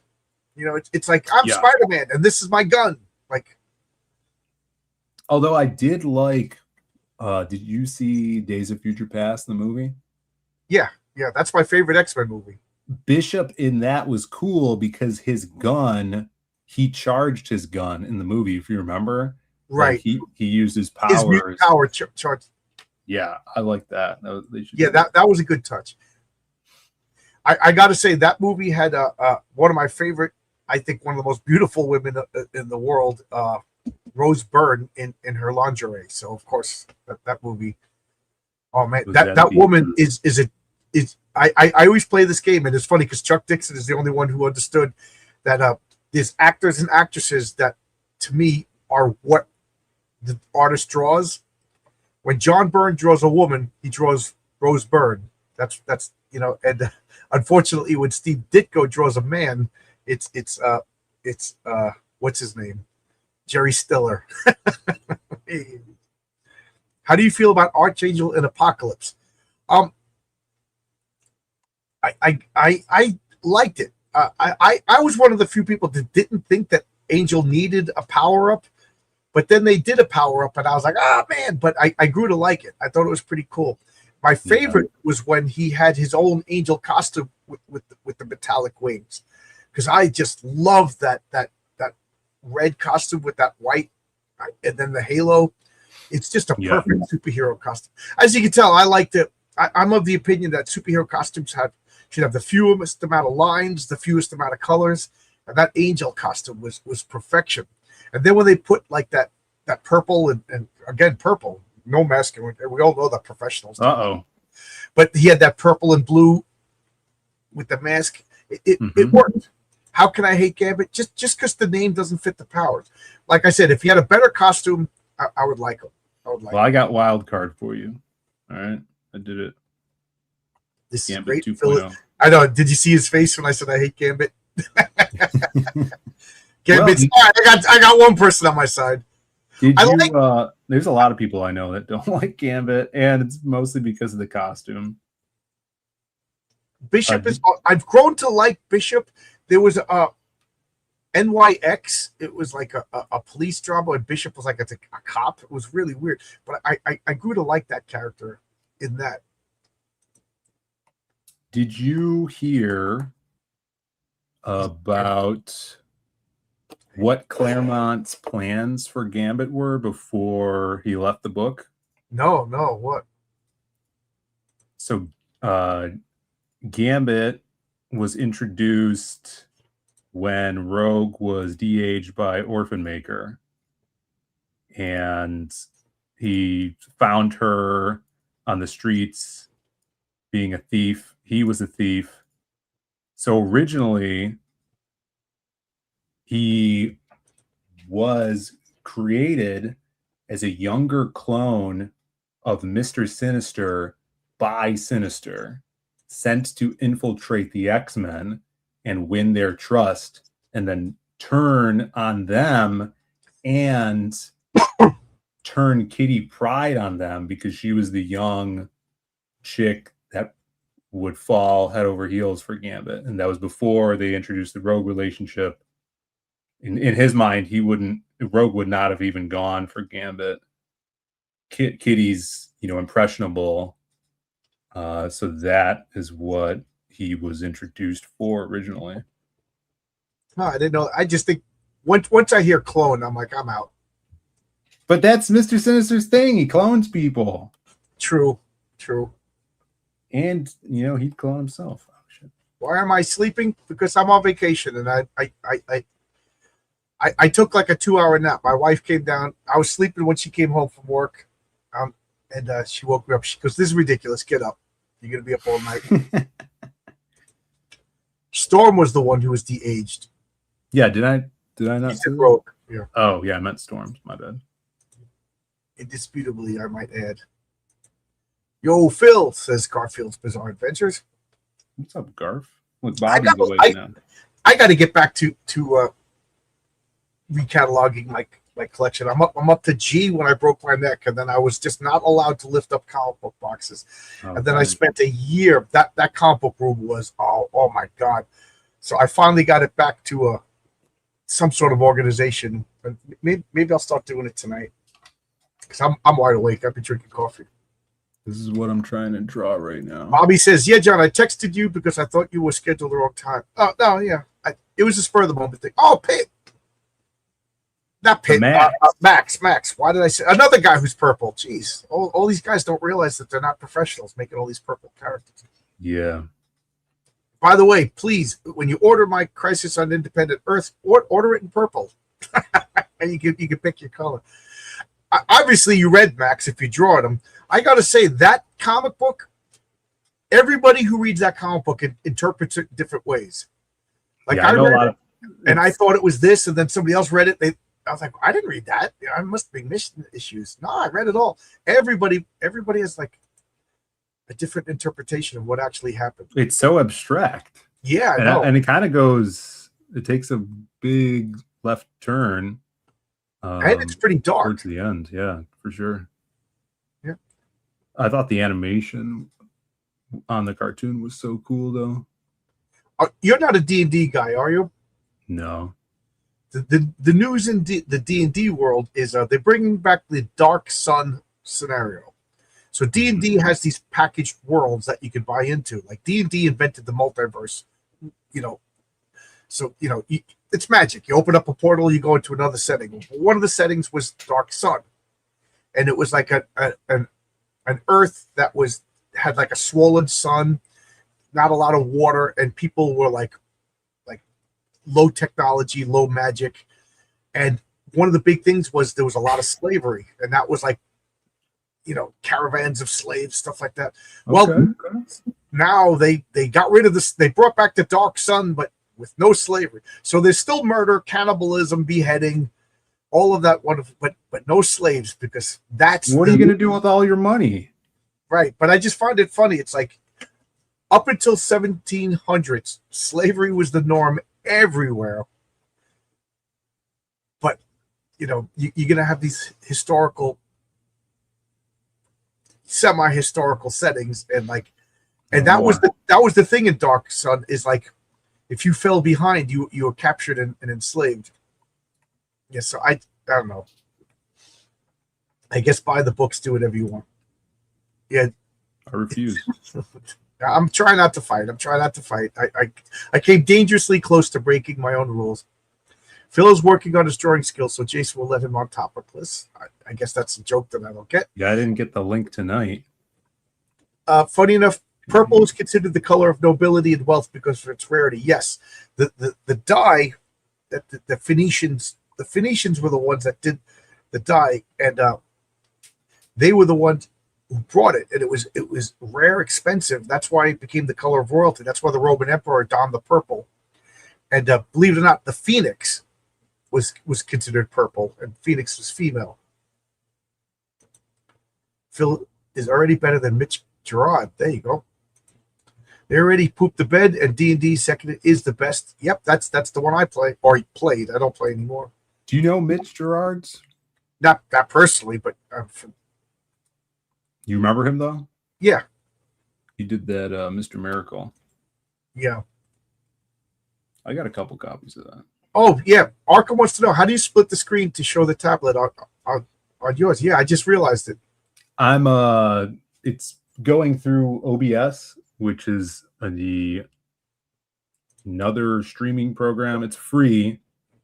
So you could make your own, you could use the screen that you set up as a, what do they call it, a virtual camera, and then put that through StreamYards. So I could, change things on my end without having to, you have to mess with anything. So I'm just screen capturing the Clip Studio, which I'm drawing in, and then also displaying my camera over that. Is OBS worth it? Because StreamYard just keeps raising the prices, and it's not really. It's much more manually technical. So you have to learn stuff. So if I couldn't figure out how to open up a TeePublic. I don't know if you saw the chat today. But I was asking questions. Oh God, I missed a lot of that. Yeah, good. Yeah, I'll ask Matt gets props for trying to help me out. He was good. That's funny. As Bobby says, yes, slavery was very common. Actually, still, there's more slaves today. There's more slaves right now than there's ever been in the history of the world before. We just don't talk about it. Right now, you could go on Google Maps and go to Tripoli, look up and see open air slave markets in Tripoli. What? Yeah. I just have to figure out how to use OBS with StreamYards. I'm working on a page myself. Yeah. For those of you who don't know, Arkham over here is been sending me such good stuff. If anybody is watching this and they're a writer, get Arkham. I want all my friends to be part of the Crisis on Independent Earths. Yeah, I'm trying to work on getting a couple more guys in on it. So we'll see. Be good. So you never played role-playing games then, huh? And I'm talking about, in person, not right. Yeah. Not so I had like a digital copy of the DC official role-playing game, and I tried to DM a game with buddies of mine and my girlfriend at the time, and that was a mistake. So someone got very frustrated with the game rules and had a not pleasing reaction to it while we were playing. So. I played twice on streamed role-playing games, talking to, and I just felt like I wasn't there. Like, it just felt like, Oh, and then also I did play once on stream with Woodrow and Shay and a few other people years ago. I don't know what that was based on, though. Bobby had one of his exes dress up like a nurse a couple times. That's different kind of role-playing, but. So Citizen Ronan wants to know, how are the submissions going, John? It's really good. Everybody is. When I say follow the rules, I don't want to make it sound like I'm being a tyrant, but when you're doing something like this and it's turning out to be so big, we gotta. I'm trying to anticipate all the questions and follow the rules. So I did a couple of rules. First, no fighting, and I sometimes I get dangerously close to breaking. This is supposed to be let's all work together and do something fun. So right. no more infighting. The second rule is submit a 3 to 5 page pitch to me and then I go over it, and then I give it to Aaron because he's a professional editor. And Aaron just instantly understood what I was going for, and he articulated what I was going for better than me. So he sent me and then the pitch has to be within the spirit of the story. One guy was just like going to try to break everything. Come on, we're trying to make a story here. A couple of people came dangerously close to break. Phil was one of the guys who came dangerous, but I read his stuff, so I knew what he was going for. You know what I mean? So I like I said, no portals, no dreams, and no wise man told me. And you basically have all three of those. You know what I mean? But it works because I read your stuff, so I know. Like Telepathic Bunny kind of broke one of my major rules, but I read his stuff, so I know what he's going for. So no fighting. Submit 3 to 5 pages in the spirit of the story, and then this is going to be the tough one. Have all your work completed by January 1st. So everybody says they're interested. Everybody says they want to participate. Will I get their pages? We got 35 people contributing. Will I get 35 people complete? And everybody's welcome. Yes, that guy that we're all avoiding talking about, he's welcome too, if he could do all 3 of those things. And other things, like the pitch can't contain a portal opens and, because that seemed to be what everybody was doing. But then the next one was, it can't just be, I had a dream that the universe was about to end and we need to do this. No. And then the last ones, I didn't think of this until the last minute. I'm very wary of public domain characters because I just think it would be horrible. We get this hardcover 100-page book and then a cease and desist letter because somebody used Captain Fangface and the owner, you know what I mean? And we don't have the money to sue them or whatever, and then we got to stop, you know what I mean? And so I just don't want to do any public domain characters. My brother used to play the Avalon Hill World War II games with him. I never played that, but I played a lot of the Avalon, like Boot Hill, the cowboy game. A gay sex portal opens up some guys. Oh, so you read Phil's pitch. Hey, Woodrow's here. It was a 5e heavy homebrew to deal people characters game. 5e. I never played 5e. That's right. Yeah, Woodrow. We play. I'm pretty sure I played as wild card. I want to get a soda. Yeah, that was funny. But the digital, whatever we were using, I was using like an in-browser dice roller and basically, what do you call it? Like, it loaded out all of your points and dexterity and charisma or whatever the hell you call it. Had a character sheet. That was cool. I mean, if you have the time to put into that, it's fun, but barely have time to play video games. They had a tabletop room set up a couple spaces down from us at Fan Expo. They were hosting like 2-hour game sessions a few times a day. I stand by this. If because this project, I mean, if you're gonna dream big, but if this hits $100,000, Phil's coming to my house. All my friends are coming to my house. Everybody who participated is invited. My wife is gonna love that. 35 people sitting around this table. We're gonna make up our characters, and I'm gonna be the game master. Renzo will play through the story. That'd be awesome. Oscar, you could be whatever one of my characters you want, but Renzo's got to be the patriarch, and we'll make up our characters. We'll do it in sessions. We'll character creation, story conclusion, and then get the experience points. I think that would be so much fun, and I'll make chili. Man, it'll be great. I'll bring what kind of chili is this though? There are beans in this chili? Yeah, if chili doesn't have beans, it's not chili. I'll tell that to my brother. Why, you don't like beans in your chili? My brother doesn't. I don't really care. I grew up with them not in there just because my brother didn't like it, but whatever. What do you think of turkey chili? I've had it a few times, and It's not as good as ground beef chili, Yeah. but if you, to me, you got to overspice it so that, you know.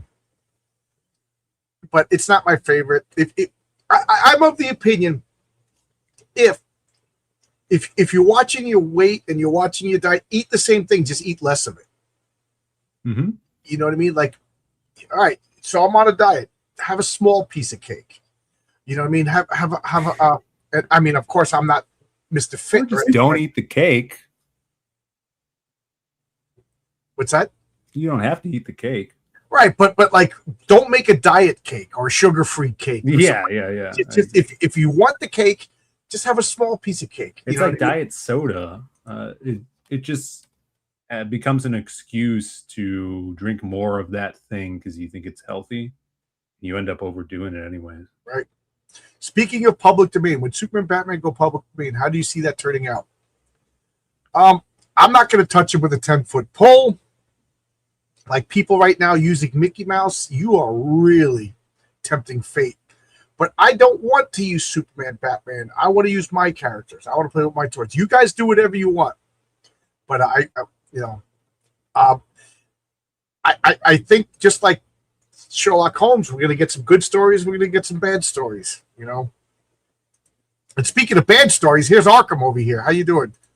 Working on a bad story. Bad stories. Oh no.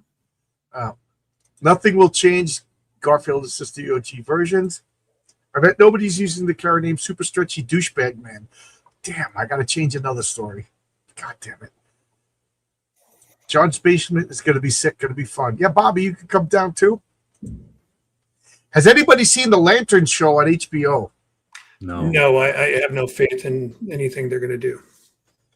It doesn't look interesting. I'm echoing. I'm sorry, John. Oh, No, you're not. No, you're not. It's not that bad. It's not that bad.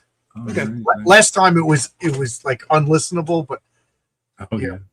I've learned that it's better to have bad visuals than bad audio because half the people aren't watching anyway. You know, and the eye is more forgiving than the ear, I think. But yeah, you're fine.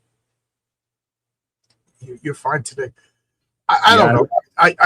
I know I'm a comic book guy and I'm supposed to watch and hate all this stuff, but I'm tired of wasting hours of my life on bad TV. So I don't watch anything. Like I still didn't see the new Spider-Man movie. Maybe I'll go see it this week while I'm on. it was good. I enjoyed it.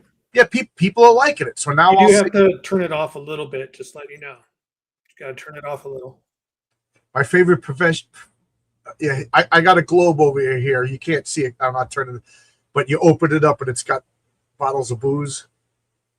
Like as a little kid, I saw that in movies and I always thought that equated sophistication. So I always joked that when I had my own house, my own place, I was going to get one of those globes that opened up. So it's got like and liquor inside of it. I don't even drink. But if you guys come to my house, and I don't know if you remember, maybe you weren't watching my channel back then, but I was openly asking people what bottles of booze should I get. So I got like 4 or 5 bottles of unopened top top shelf booze, in there that for guests that nobody drinks it. None of my friends really drink booze. Yeah, I don't drink either. Yeah, I don't drink anymore either. Phil, you come to the door, behind the door are 4,000 orcs, 22 dragons, 6,000 goblins. It's going to be a superhero story. It's going to be a superhero. Be. We're going to play villains and vigilantes, a superhero story. Have a slice of cheese instead. I charcuterie is awesome. My current project will include a guest appearance by Rocky Flegel, Popeye. Oh, the actual guy. I hear Mark Miller is planning to write Superman as soon as it hits public domain. That's what he said. That's what he said. Mm-hmm. I invited Mark Miller into this project. I just figured you don't get what you don't ask for. You're fearless. Right. So I just invited him. We got along, and we talked for a while after he came on my channel. Yeah. But I hit the email that I have. I just assumed it went to a handler or an agent or something like that. So I emailed him, and like within 5 minutes, I was like, "Hey, John, how you doing, buddy? How's everything? I'm not at home right now. I forget where he said he was, but he's working with Netflix and movies. He goes, I'm not doing any comics for the next 2 years." And then he said, and I don't know if he was being nice when he goes, but we ought to do something together when that's up. So I'm like, am I going to be working with Mark Miller, or is that going to be That's nice? awesome. I was like, you got it, please. So I think he wrote a couple of comics, and for the next 2 years, whatever he produced is going to come out for the next 2 years. But he's Yeah. working in TV and movies exclusively for 2 years. Yeah, I think well, remember he did that Psycho Sam book? Yeah, that was pretty Psycho good. That was Sam? pretty freaking violent. Did you read that? No, I didn't end up getting it. It was But good. he already, like, on the Kickstarter, he was pitching it. They already had a director involved in producing and into a a movie. So maybe that's something he's working Yeah, on. if you work with Mark Millar, his stuff is already optioned before it even comes out. Mm-hmm. And Yeah, what a gig. He's got 2 projects that are optioned that aren't even coming out yet. No, not mine. I would love that, but me and him have a story together, a sci-fi action story, and he's pitching it to Balboa Studios. Chuck, you're talking about Chuck, right? Yeah, Chuck Dixon and I. Yeah, I did a story with him, and one day when the movie's made, I'm gonna release the long box cut, because mine was horror. His is action. So he made his sellable. Mine was, nobody in their right mind would make a movie of what I wrote. Horror is hot, man. See all those A24 horror movies coming out, Blumhouse. They get crazy low budgets and then make a huge profit off of them. Did you see? Did either of you guys see Obsession? I did. Was it good? I kind of want to see it. You should Yeah, see it's on my it. list to watch. I haven't seen it yet. You should see it. I thought it was entertaining.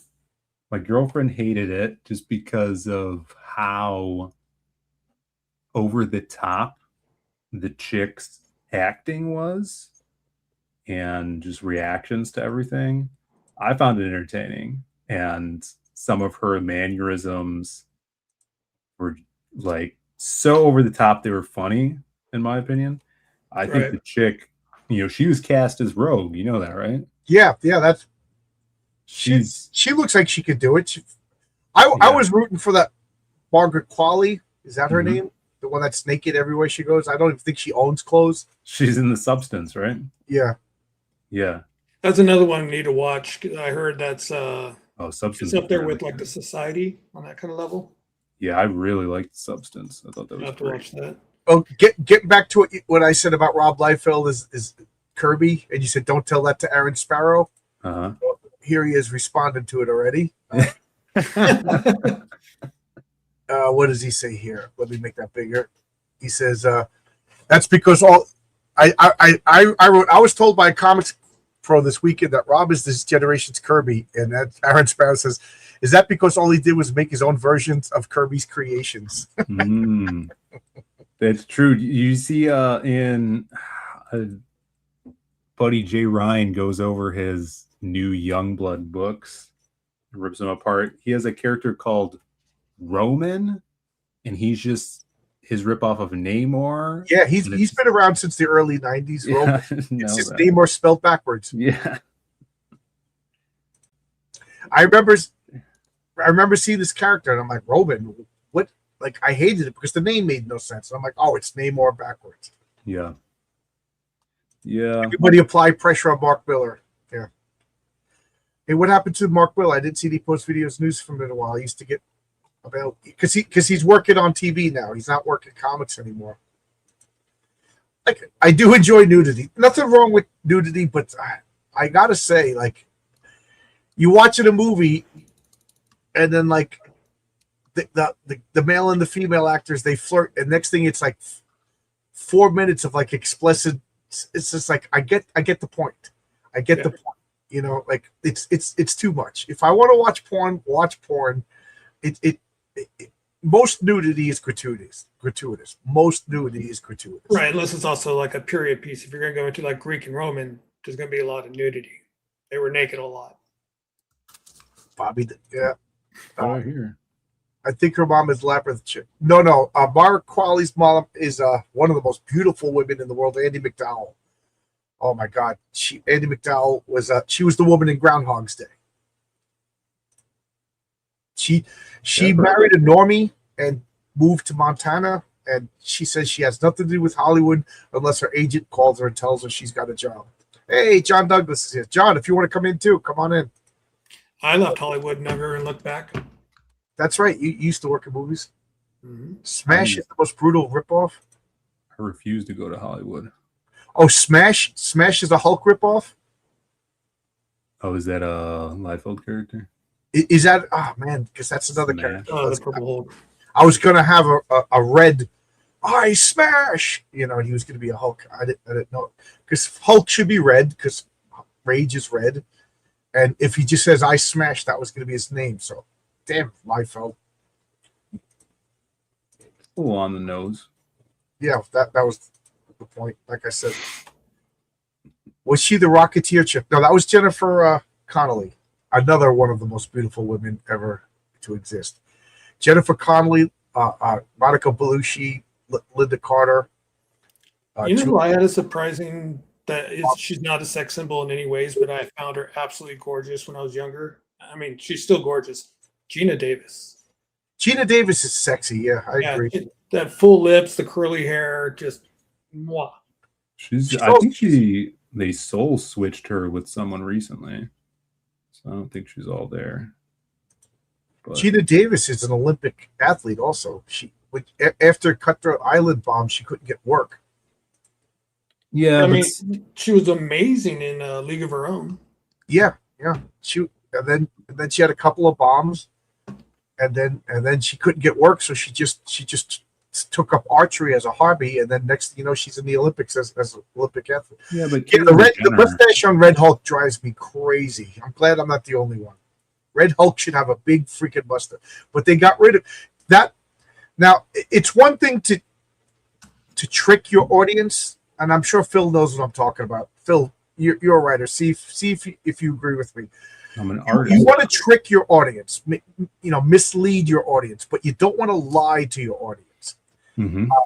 I feel that every once in a while, like a little deception is good, but the Red Hulk, they wanted us to guess who the Red Hulk was, so they literally lied about the mustache. You know what I mean? That to me, like, you never thought it was Thunderbolt Ross because, where'd the mustache go? And then he turns back, the mustache goes back. You know what I mean? That to me was a lie to keep you from guessing. It grows back. That's funny. Yeah, I always say it's like you want to condition your audience, and this is something I used to be really into, like magic. Like not Chris Angel, but prestidigitation, and like there's the whole presentation of conditioning the viewer, and so it becomes like a repetition. So you show them something once, and then you show it to them again, so they're used to that repetition.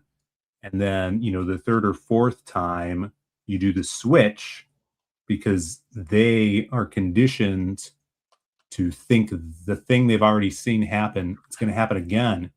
But when it doesn't and something new happens, it creates a contrast to what they're used to, and that creates impact. And so I try to think about that when I'm doing stories where you're conditioning your reader to build a normalcy and comfort with how things are going. And then you switch it up, and then it's like, whoa. I got a technical question for people. I've been using Microsoft Word, and now it won't load anymore.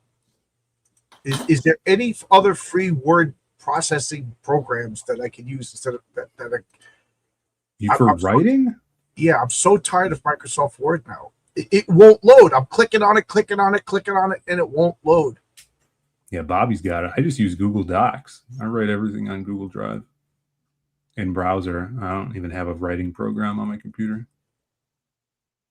And that way too, like, if you ever have multiple computers, or like I have a computer that I use at work, I can just access any of my notes or documents or scripts from my phone or from any computer as long as I'm logged into my Google account.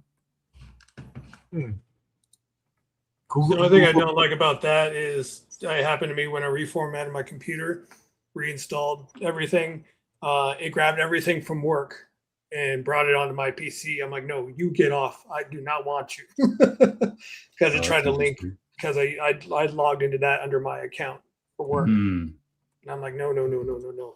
Off. I had to call my boss and be like, yeah, so my computer tried to download a bunch of programs from work. And he's like, I saw that. Yeah. Like, okay. Because I logged into the Microsoft. Google Documents. So I'll check that out later, because I would write everything in Microsoft and then load it to my Google Drive. That way, like Oscar and everybody could access it. You know, I give people like Arkham's got permissions to access the file that he's drawn. Sure. And you can use it on your phone too. Yep. So Google Documents. All right, I'll try it. And is it easy for a dumb person like me? Oh yeah. Like the script I sent you, or any of the write-ups I sent you, was just a link from my Google Drive. And then if I, as the owner of that document, could set it for anybody that has the link can view it, or I could shut that off at any time, or I could directly share it with your Google account so you can make changes to it. Okay, I'll check it out, because I don't know what's going on. And then when I save stuff, I'm trying to upload it to my Google Drive, so like Renzo and Oscar can have. And I'm like, where is? I can't. It saved it to the cloud. Like it doesn't. I'm turning into the father from what the hell is that cartoon with the propane accessory? King of the Hill. Yeah, King of the Hill. Like, I just want to save it on my computer in my house that I own. I don't want. I hate when Google Drive did that to me. I have so many books. I'm like, there's my books. Why? I didn't ask to put it there. They just puts it there automatically. Here's another olden question. We all remember. I'm sure you know about this in the way dark times, but floppy disks. Everybody remember floppy disks? And then they made like small floppy disks, and that is now the icon for saving. Well, for like a 6-month time period, they had 3.5 hard floppy disks. And then they went to whatever it is now. Well, when I first started writing comic book scripts, I saved everything. Oh, do I even have it here? I'll show you what I'm talking about. I saved everything on this hard floppy, and I don't have the hardware to play it anymore. Like, I wrote this Alexander the Great movie script. I wrote all of these scripts, and I have no access to them because I don't have. Oh, here it is. One of these. This has like all my early college scripts on it. Does anybody like? Can I get? That's crazy. I wouldn't even know how to deal with that. Right here it is. Here's all my college comic book scripts. Don't drop it. And I thought these were like going to get me to work in Marvel. I wrote Brave and Bold on the Road. It was Clark Kent and Superman doing like a Jack Kerouac and Neil Cassidy road trip, and they stop in Arizona. And they meet this woman, and of course she's got the LL, so her name was Laurel Land. And Clark Kent is freaking out because she has a barn, and in the back of the barn she's growing marijuana. And he's like, Bruce is gonna turn her in. Bruce is gonna turn her in. And as they're driving away, Bruce goes like, "Oh, so I didn't turn her in. It's like, what do you mean? You knew about the pot?" He goes, "World's greatest detective," as they were driving. So all I could think of, and I really thought that like Vertigo would take Superman and Batman going to a pot plantation.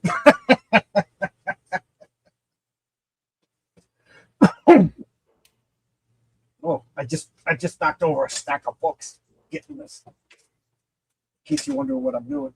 Good job. Butterfingers. Oh, geez. Look at this stupid book that I dropped, Phil. What is that? Tales of the Dunce Whisperer. I don't think I have that. Here we go. Hermetic philosophies of the Kabbalah. You know, it's an open secret that the public eye is a mystic. So I've been reading up on the Kabbalah and everything like that. Oh, sorry guys, I see a whole bunch of comments here. Hank Hill, thank you. Citizen, you're absolutely nuts if you're saving anything to an offsite circuit. I agree. I bought this too. A thumb drive, so I literally want to save everything from Christ, like all of my comic scripts, all of my finished files, and everything on this in my house. You know what I mean? Yeah, those externals are really nice. Yeah, I bought this for the sole purposes of God, can you imagine I get everybody's work and then lose the files or something like that? I'm terrified of that stuff. You have to copy and paste your own words onto your. Okay. Sounds like Phil's farting over there in the dark. I was like, almost knocked my drink over. Oh. I used to send pages to Marvel in zips.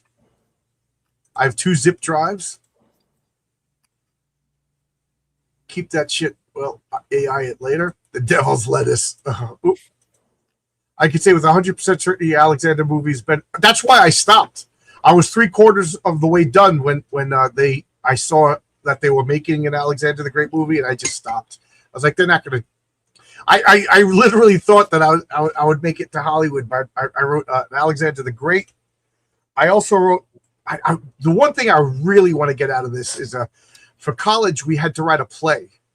It was one of our writing sites was to write a play. So I was like, I'm going to write a Greek tragedy. So I wrote a Greek tragedy about Alexander's generals fighting. They were having a banquet, and they were having meals, and they were arguing, and they were literally about to go to war. And then a slave came over. He was a eunuch, and they started making fun of him. And then they told the story of how he became a eunuch, and they started laughing. So it went from like tension to like Greek. You know, the Greeks liked fart jokes and stuff like that. And then they all started laughing, and they didn't go to war. And then I started writing another play about Moses and Aaron. How arrogant was I to write all this stuff? Moses and Aaron. Moses was the prophet, and Aaron was the high priest. Who's gonna lead the Hebrews? And then in the background, these idiots were trying to. They would build the tabernacle every night and take it apart as they were moving through the wilderness, and these 2 idiots were knocking everything down and tripping and falling. So it was just like heady. I remember my writing teacher was just like, just write what you know. A mystic about to get hit. Steven Silhouette just doesn't like the public eye. Hurts my feelings. Yeah, they were. Well, unfortunately, the Alexander's generals were compared. They weren't Alexander. You know, he was a genius, and his generals. The problem with them is they were jealous of each other. And Alexander's most promising sub-commander, Parmenio, was basically bullied into early retirement because they were, you know, not as good as him. Hey John, do you have any compact comic books? Could you showcase what's your? I don't have any compact. You asked me before what titles. Maybe I do, maybe I don't. I got to look up. What DC's doing that new compact line. Oh, is that what you're talking about? Probably. I have what was that? Superman, Frank Quitely, Grant Morrison book compact. I wasn't. I went through a 6-month pot smoking phase in high school. My gosh! And all it did was, at first, it got me really stoned, and it was a lot of fun. And I would listen to Black Sabbath and just chill out, and I really enjoyed it. My buddy had a van. Disavow. We would just literally hang out in the van and listen to Black Sabbath and smoke pot, you know, and Butthole Surfers, stuff like that. But then it just instantly turned into a headache. So I after about 6 months, I was like, it's not fun anymore. It's just a headache. And then I got into drinking, and I would drink so much freaking beer. like every weekend, just pound beer. And then somewhere around the age of 25, the hangovers became so bad that they were worse than the fun that I would have the night before. So I stopped drinking. Now I'm not one of these anti people. Like I had a beer last night while I'm at Matt Barstream. Matt Barstream. I always say the wrong name, Matt Barstream. So I'll have a beer. Bear. I don't smoke anymore. I just hate the act of smoking so much. But I'm not one of these people. I believe everything in moderation. So that's why I don't want to have a drink, and beer and stuff like that I really don't mind. But I know as soon as I touch whiskey, as soon as I taste it, I'm gonna want a cigarette so bad. Oh yeah, I never smoked. Haven't smoked in like 10 years. It's been I would say about 8 years, and it's been about 6 years since I've had a drink. When my wife was going to get married, I said, you have to quit smoking, because both my parents, that killed my parents. I was like, I'm not dealing with that. I'm not dealing with what my father had to go through, my mother carrying around a tank and everything like that. I said, so she quit smoking. And every once she says that, she's like, she could drink me and her will have a beer. She goes, but if I have hard liquor, I just want to smoke, Mm-hmm. But I never smoked because I know I would never quit. I have bad willpower. As you guys can tell, I have an addictive personality. When I get into stuff, I get into stuff. So You don't say, John. You don't. I smoked one cigarette in 4th grade, and my mom gave it to me because I was watching her smoke, and I was like, "Mom, can I smoke?" And she's like, "Okay, I'll light it for you." And she was smart. She gave it to me. She was like, "Exhale." And I was like, I never touched another. But she knew that if she said no, I would go out to my friends and smoke.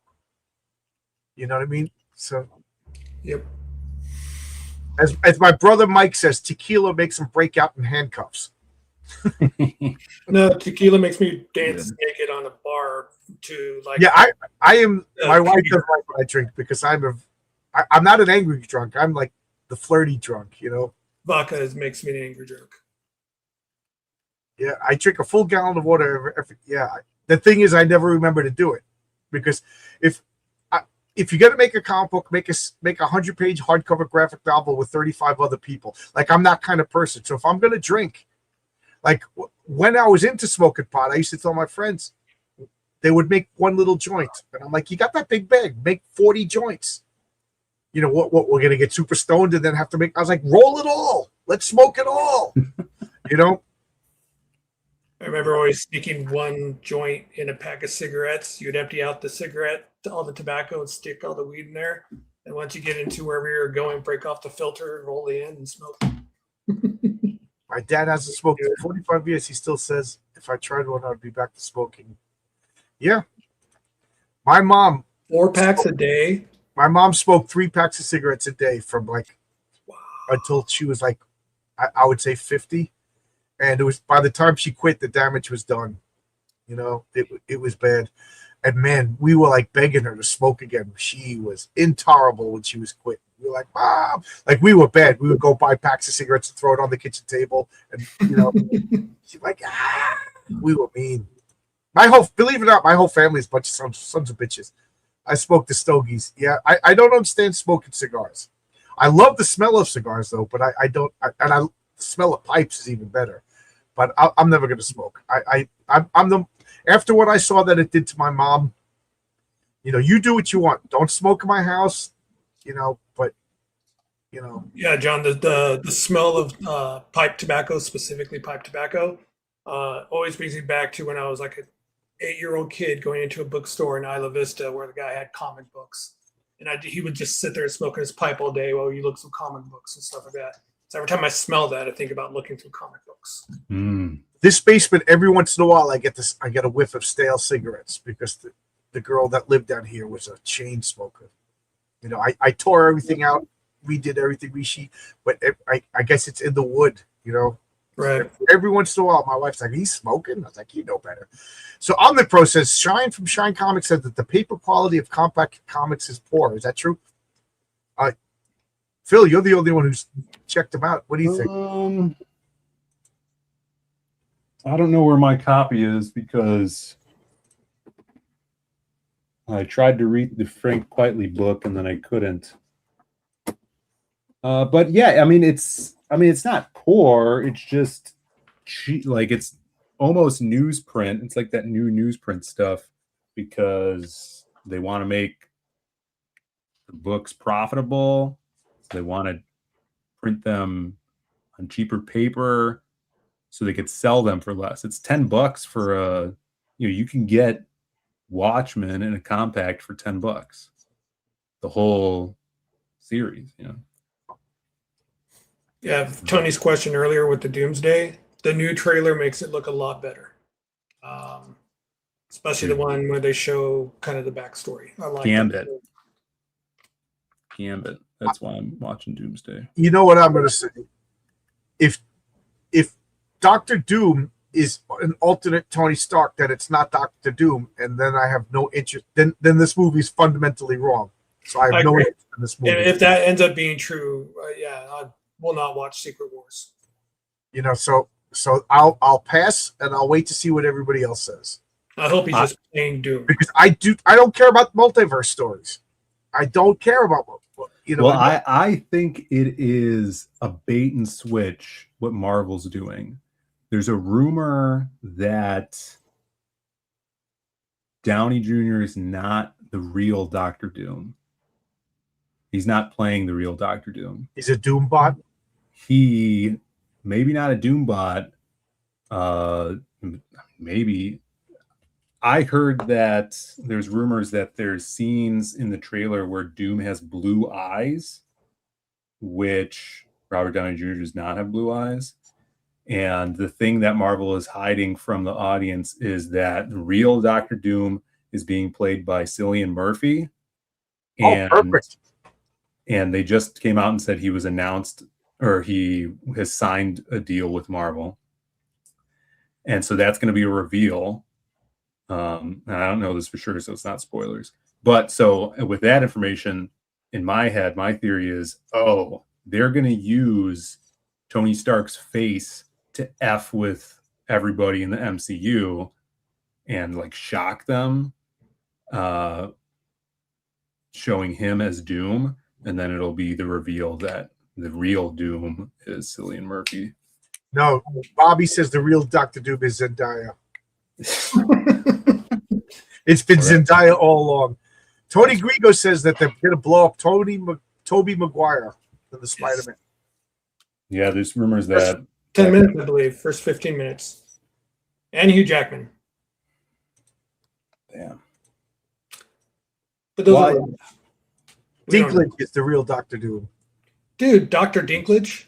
Dr. Dinklage. Yeah. I can't stand that guy. I know he's a midget, but I would punch him in the face if I saw him because he's a huge douchebag. He's a complete douchebag. He played every midget in every movie, and then when he got famous, he started. Every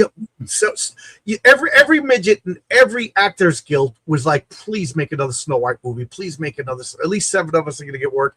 And then they made a 7 Dwarfs movie, and he was just like, you're still using dwarfs, and they're like, he played a dwarf.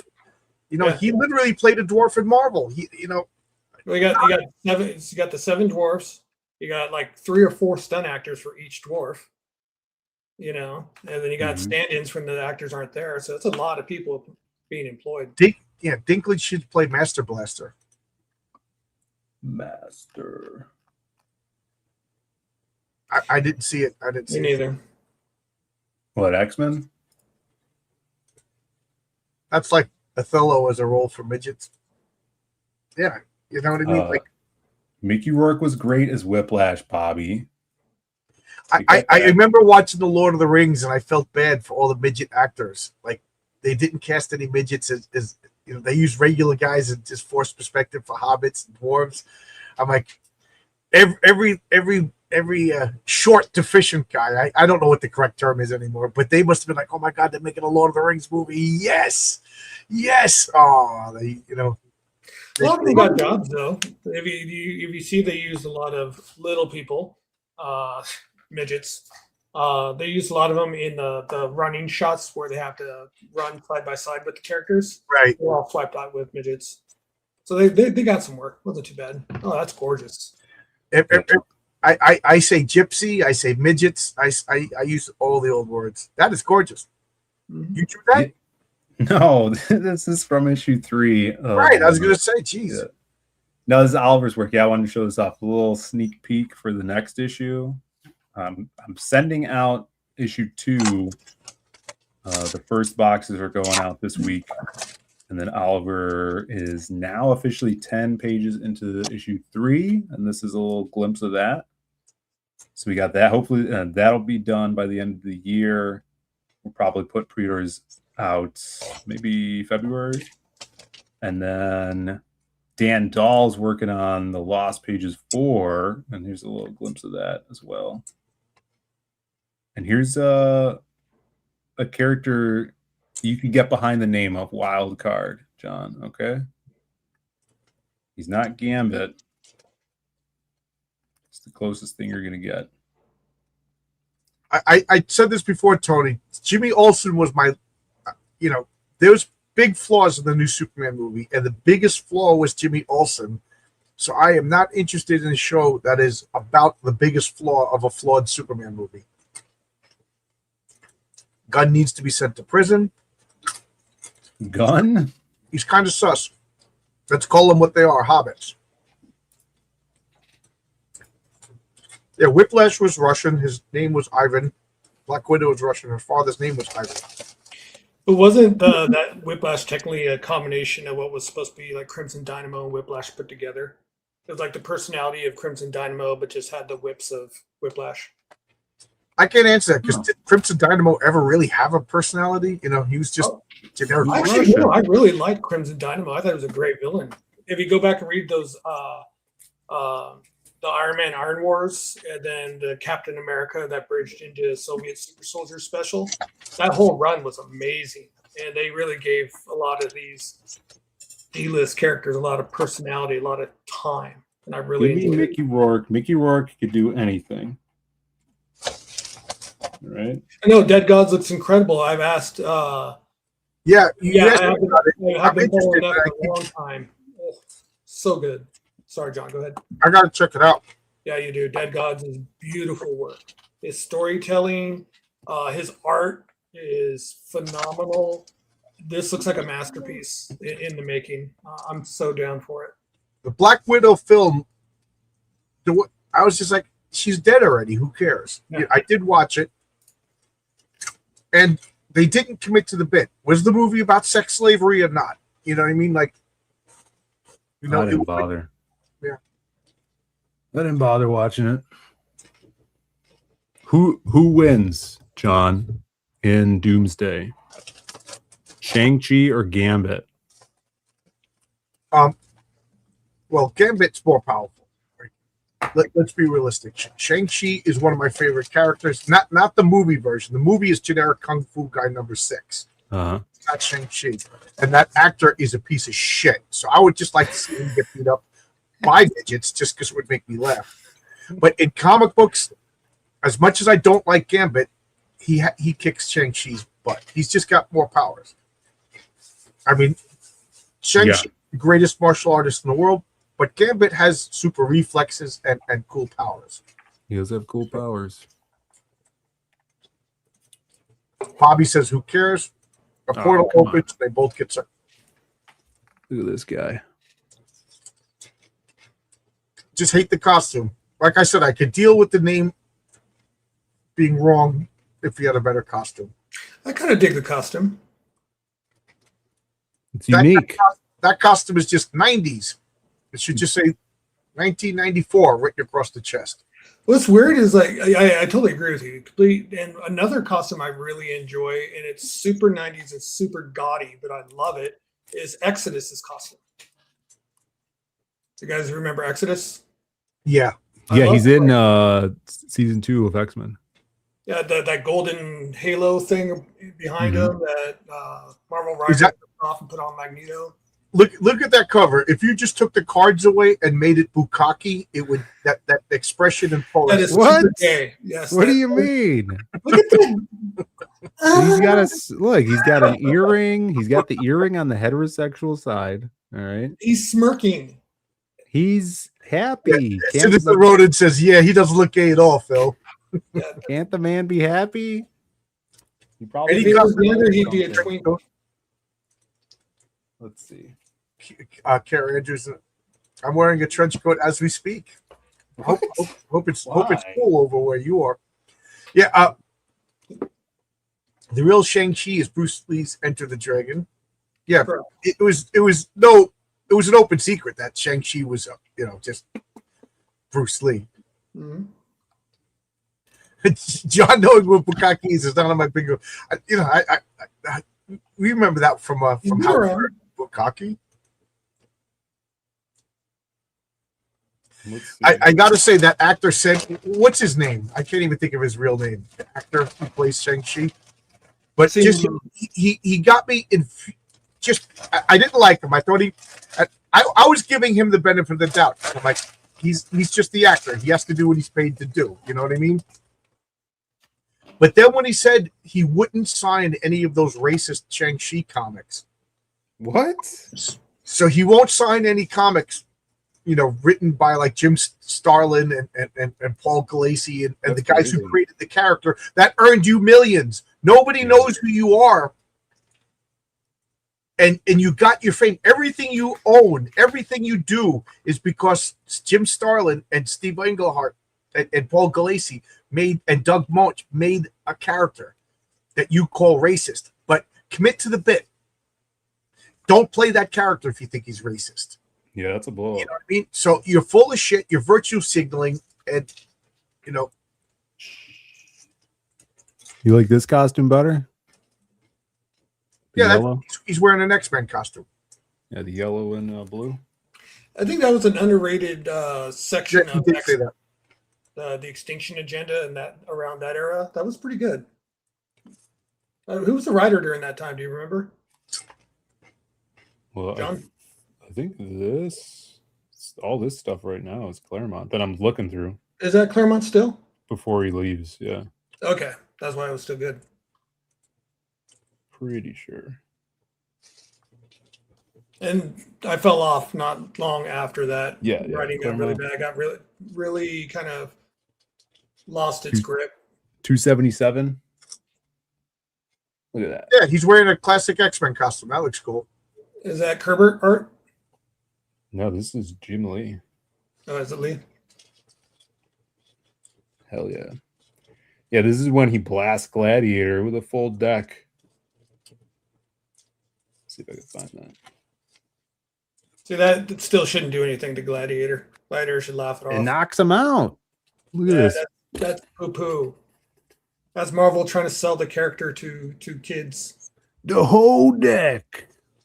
Gladiator should tank that and just laugh it off. Come on, John. He's awesome. They'll make me start hating Gambit too. John hates Gambit. Have you guys noticed that in the last couple of years, their way of selling characters was they can beat Thanos, they can beat Doctor Doom, they can beat Galactus. It was like those three, just all their characters just beat them up randomly. Deadpool, Squirrel Girl, all that crap. It's like, why? Why? It's just dumb. John's just a hater. Steven Silhouette brings up a great point over here. He says, looks like those colors are too saturated. I like it on newsprint better. I've always said this. Like, there's something about especially older comics. When you get older, like Lee Kirby Fantastic Fours, and they're reprinted in trade paperbacks, they just look weird to me. The only word that I keep thinking of, saturated is a good way to explain it, but I always say they look unnatural. Unnatural. Yeah, no, I mean, it's meant to be printed on newsprint. Guess who wins? Question for John. How does the Marvel villain Razor Fist, not the Rageaholic, wipe his butt? Razor Fist, for those of you who don't know, is a Shang-Chi villain whose hands are amputated and he just has a knife for his hands. The answer is slave chicks. He works for Fu Manchu. Anyway, Fu Manchu is a slaver, so slave chicks. No, he has like a Swiss Army knife where he can use like a little brittle pad comes out. That's cool. Shoot it off at an enemy. for this. Like this. Steven Silhouette says there's a textured richness to newsprint. You're gonna get it in this comic that Phil printed for me. Like That's right. I said, I just want to try something different with the cover. But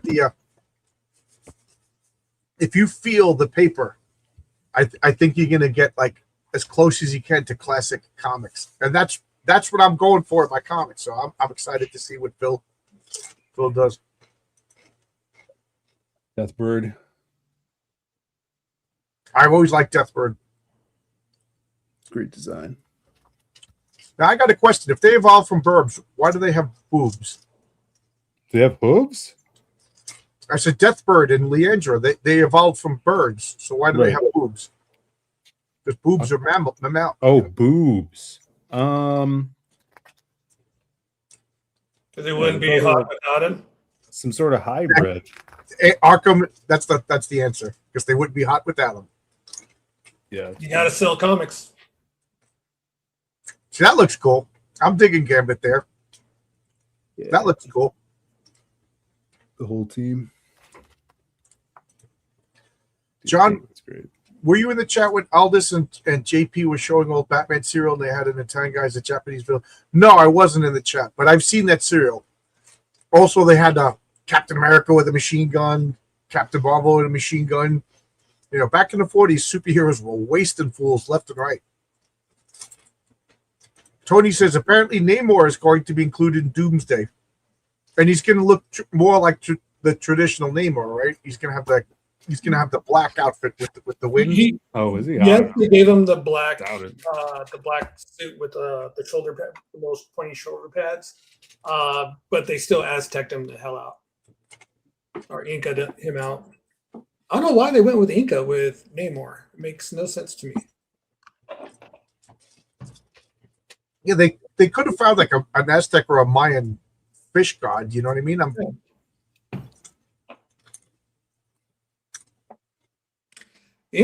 I heard people complaining about the woman they cast as Storm, and I think she's definitely pretty enough. And so far that what I've seen, but I don't know what I see because I've been seeing a lot of stuff that's like joke casting, so I don't know what's real or not.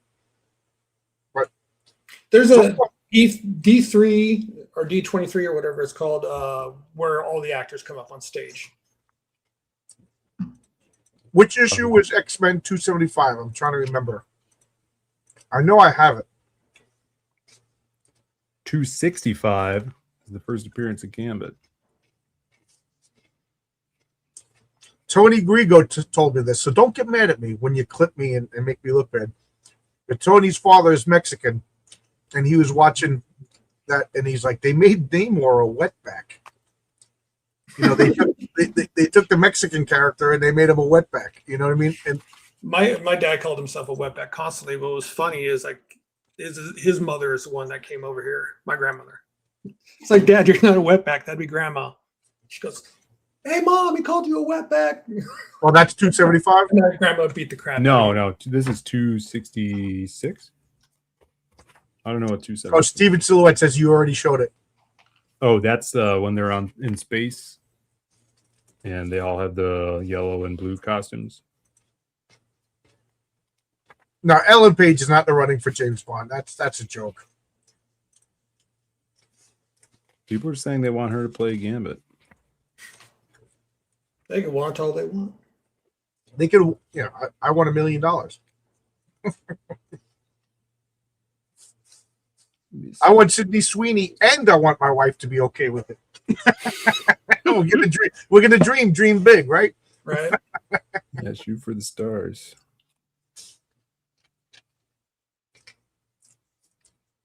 Claremont is kind of out there. She had better be Power Girl. It gets me so mad because the Supergirl movie wrote itself. They needed to get a sweet, almost like comically naive girl to play Supergirl. Now the actress, I've seen shots of her where she was pretty, and I've seen shots of her where she looked like Chaka from Land of the Lost. Yeah. I'm willing to believe that she could have been attractive. Yeah. You know what I mean? So they could have had her. They should have made her. They should have made her land on the earth, be naive, be the sweet girl. Everybody falls in love with her. And then, boom, the sequel is Sydney Sweeney as Power Girl as the bad girl. $1 billion. $1 billion. Did you see the DC movie? Good idea. The animated one where they introduced Supergirl? That would have made it a perfect movie because that has such a great dark side fight in it. And it would be a great introduction to dark side in that too. I think that's based off of the Batman Superman comic. Yeah, the Mike Turner book. Yeah. I went there, John Amelie, but I get Sydney Sweeney in the Dream World or Anna Nicole Smith in 1994. Yeah. She can only, if Anna Nicole Smith was in a Marvel movie, she could only play a villain. There's no way she could play a good person. Look at this. So that Indy Neverett chick got cast as Rogue, and everyone's like, she's too short. But look at Rogue in this is the same height as Wolverine. Right. Because in the Marvel Rivals game, she's like 6'5". She's huge. Oh, really? Yeah, she's a tank in the game, so they make her bigger than. I never knew how tall or short she is, but they always forget that Wolverine's supposed to be short. Yeah. Because remember in when her first issue of X-Men, she was only what, like 16, and she was drawn very small. Yeah. Yeah, but look at the size difference between Wolverine and Gambit, though. Yeah. Yeah. There. Like Storm is like 6 foot. That I can. She's a tall. Joe Quesada. Nobody's allowed to smoke in comic books. I don't know. Nick Fury smokes. Sorry, Joe Quesada. Nick Fury smokes. Ben Grimm smokes. Wolverine smokes. Wolverine smokes. Gambit smokes. Gambit smokes. Yeah. Look at that costume. Didn't he used to always smoke a cigarette? Mm-hmm. Yeah, he smokes a cigarette. Yeah. I could probably find him smoking in here. Come on, Elite Weeks. Look at this spread. Rogue ass. That's awesome. This Lee Weeks miniseries is pretty good. It'll make me want to break out my X-Men comic books and start reading. Come on. Oh, yeah, he's smoking a cigarette right here. Look at that. Yeah. I thought I always remembered him smoking. Yeah. We just weeded that out. All right, I got to go to bed. I got to too. take my dog to the groomer tomorrow. I unfortunately waste my time seeing the Supergirl. It was so bad that actually made the Tom King story shine by comparison. Oh, jeez. I can't stand Tom King. Anything he touches, it's just like, dude, bro. I'm growing my hair out to a ponytail. There you go. Now that's 90s. Like Gambit. That is a 90s comic art right there. I'm starting to smoke cigarettes. I don't care what you guys say. I'm of the opinion that Tom King still works for the CIA. Oh, I don't doubt it. That he's, demoralizing the comic book fans. Look at that. So sick. Like you don't retire from the CIA. No, you don't. You get a They name. retire you. Our number on the wall. You don't even get a name. You just vanish. Mm-hmm. All right, guys. Anything you want to say before we go? Arkham, anything you want to say? Go to John's and go to the Kickstarter. You know it. Christmas special. Yeah, go back to Christmas special. Mm-hmm. Yeah, please back the Christmas special. I didn't get the numbers that I was hoping for. I'm gonna do another campaign, like maybe around October or so. When it's more Christmassy. I'm hoping once some people get the book and word of mouth. But John, idea for next convention you're going to? Whatever you're kickstarting or whatever you're launching at that time, bring cards so when people buy your comic books, hey, I'm kickstarting this, take this too, and then right. Remember, yeah, I bought cards to Heroic Tales 2 because I didn't get, but yeah, and just tell me this wouldn't have sold itself if I had this. You know what I mean? So I'm hoping my next convention I'm gonna have a stack of, people can be like, is that Elvis? Yeah, it's the world's greatest martial artist and Elvis impersonator. You know what I mean? That should sell itself. Yeah, and then good. my secret project. Oh man, that's people are going to be grabbing that. I can't wait. Can't wait to let you guys know what it is. The secret project. All right, see you guys. Thanks for having me on, John. Hey Phil, anything you want to say before you go? Anything you want to hawk? Nah. Anything you want to say? Nah. All right. See you guys. I will say goodbye, kids.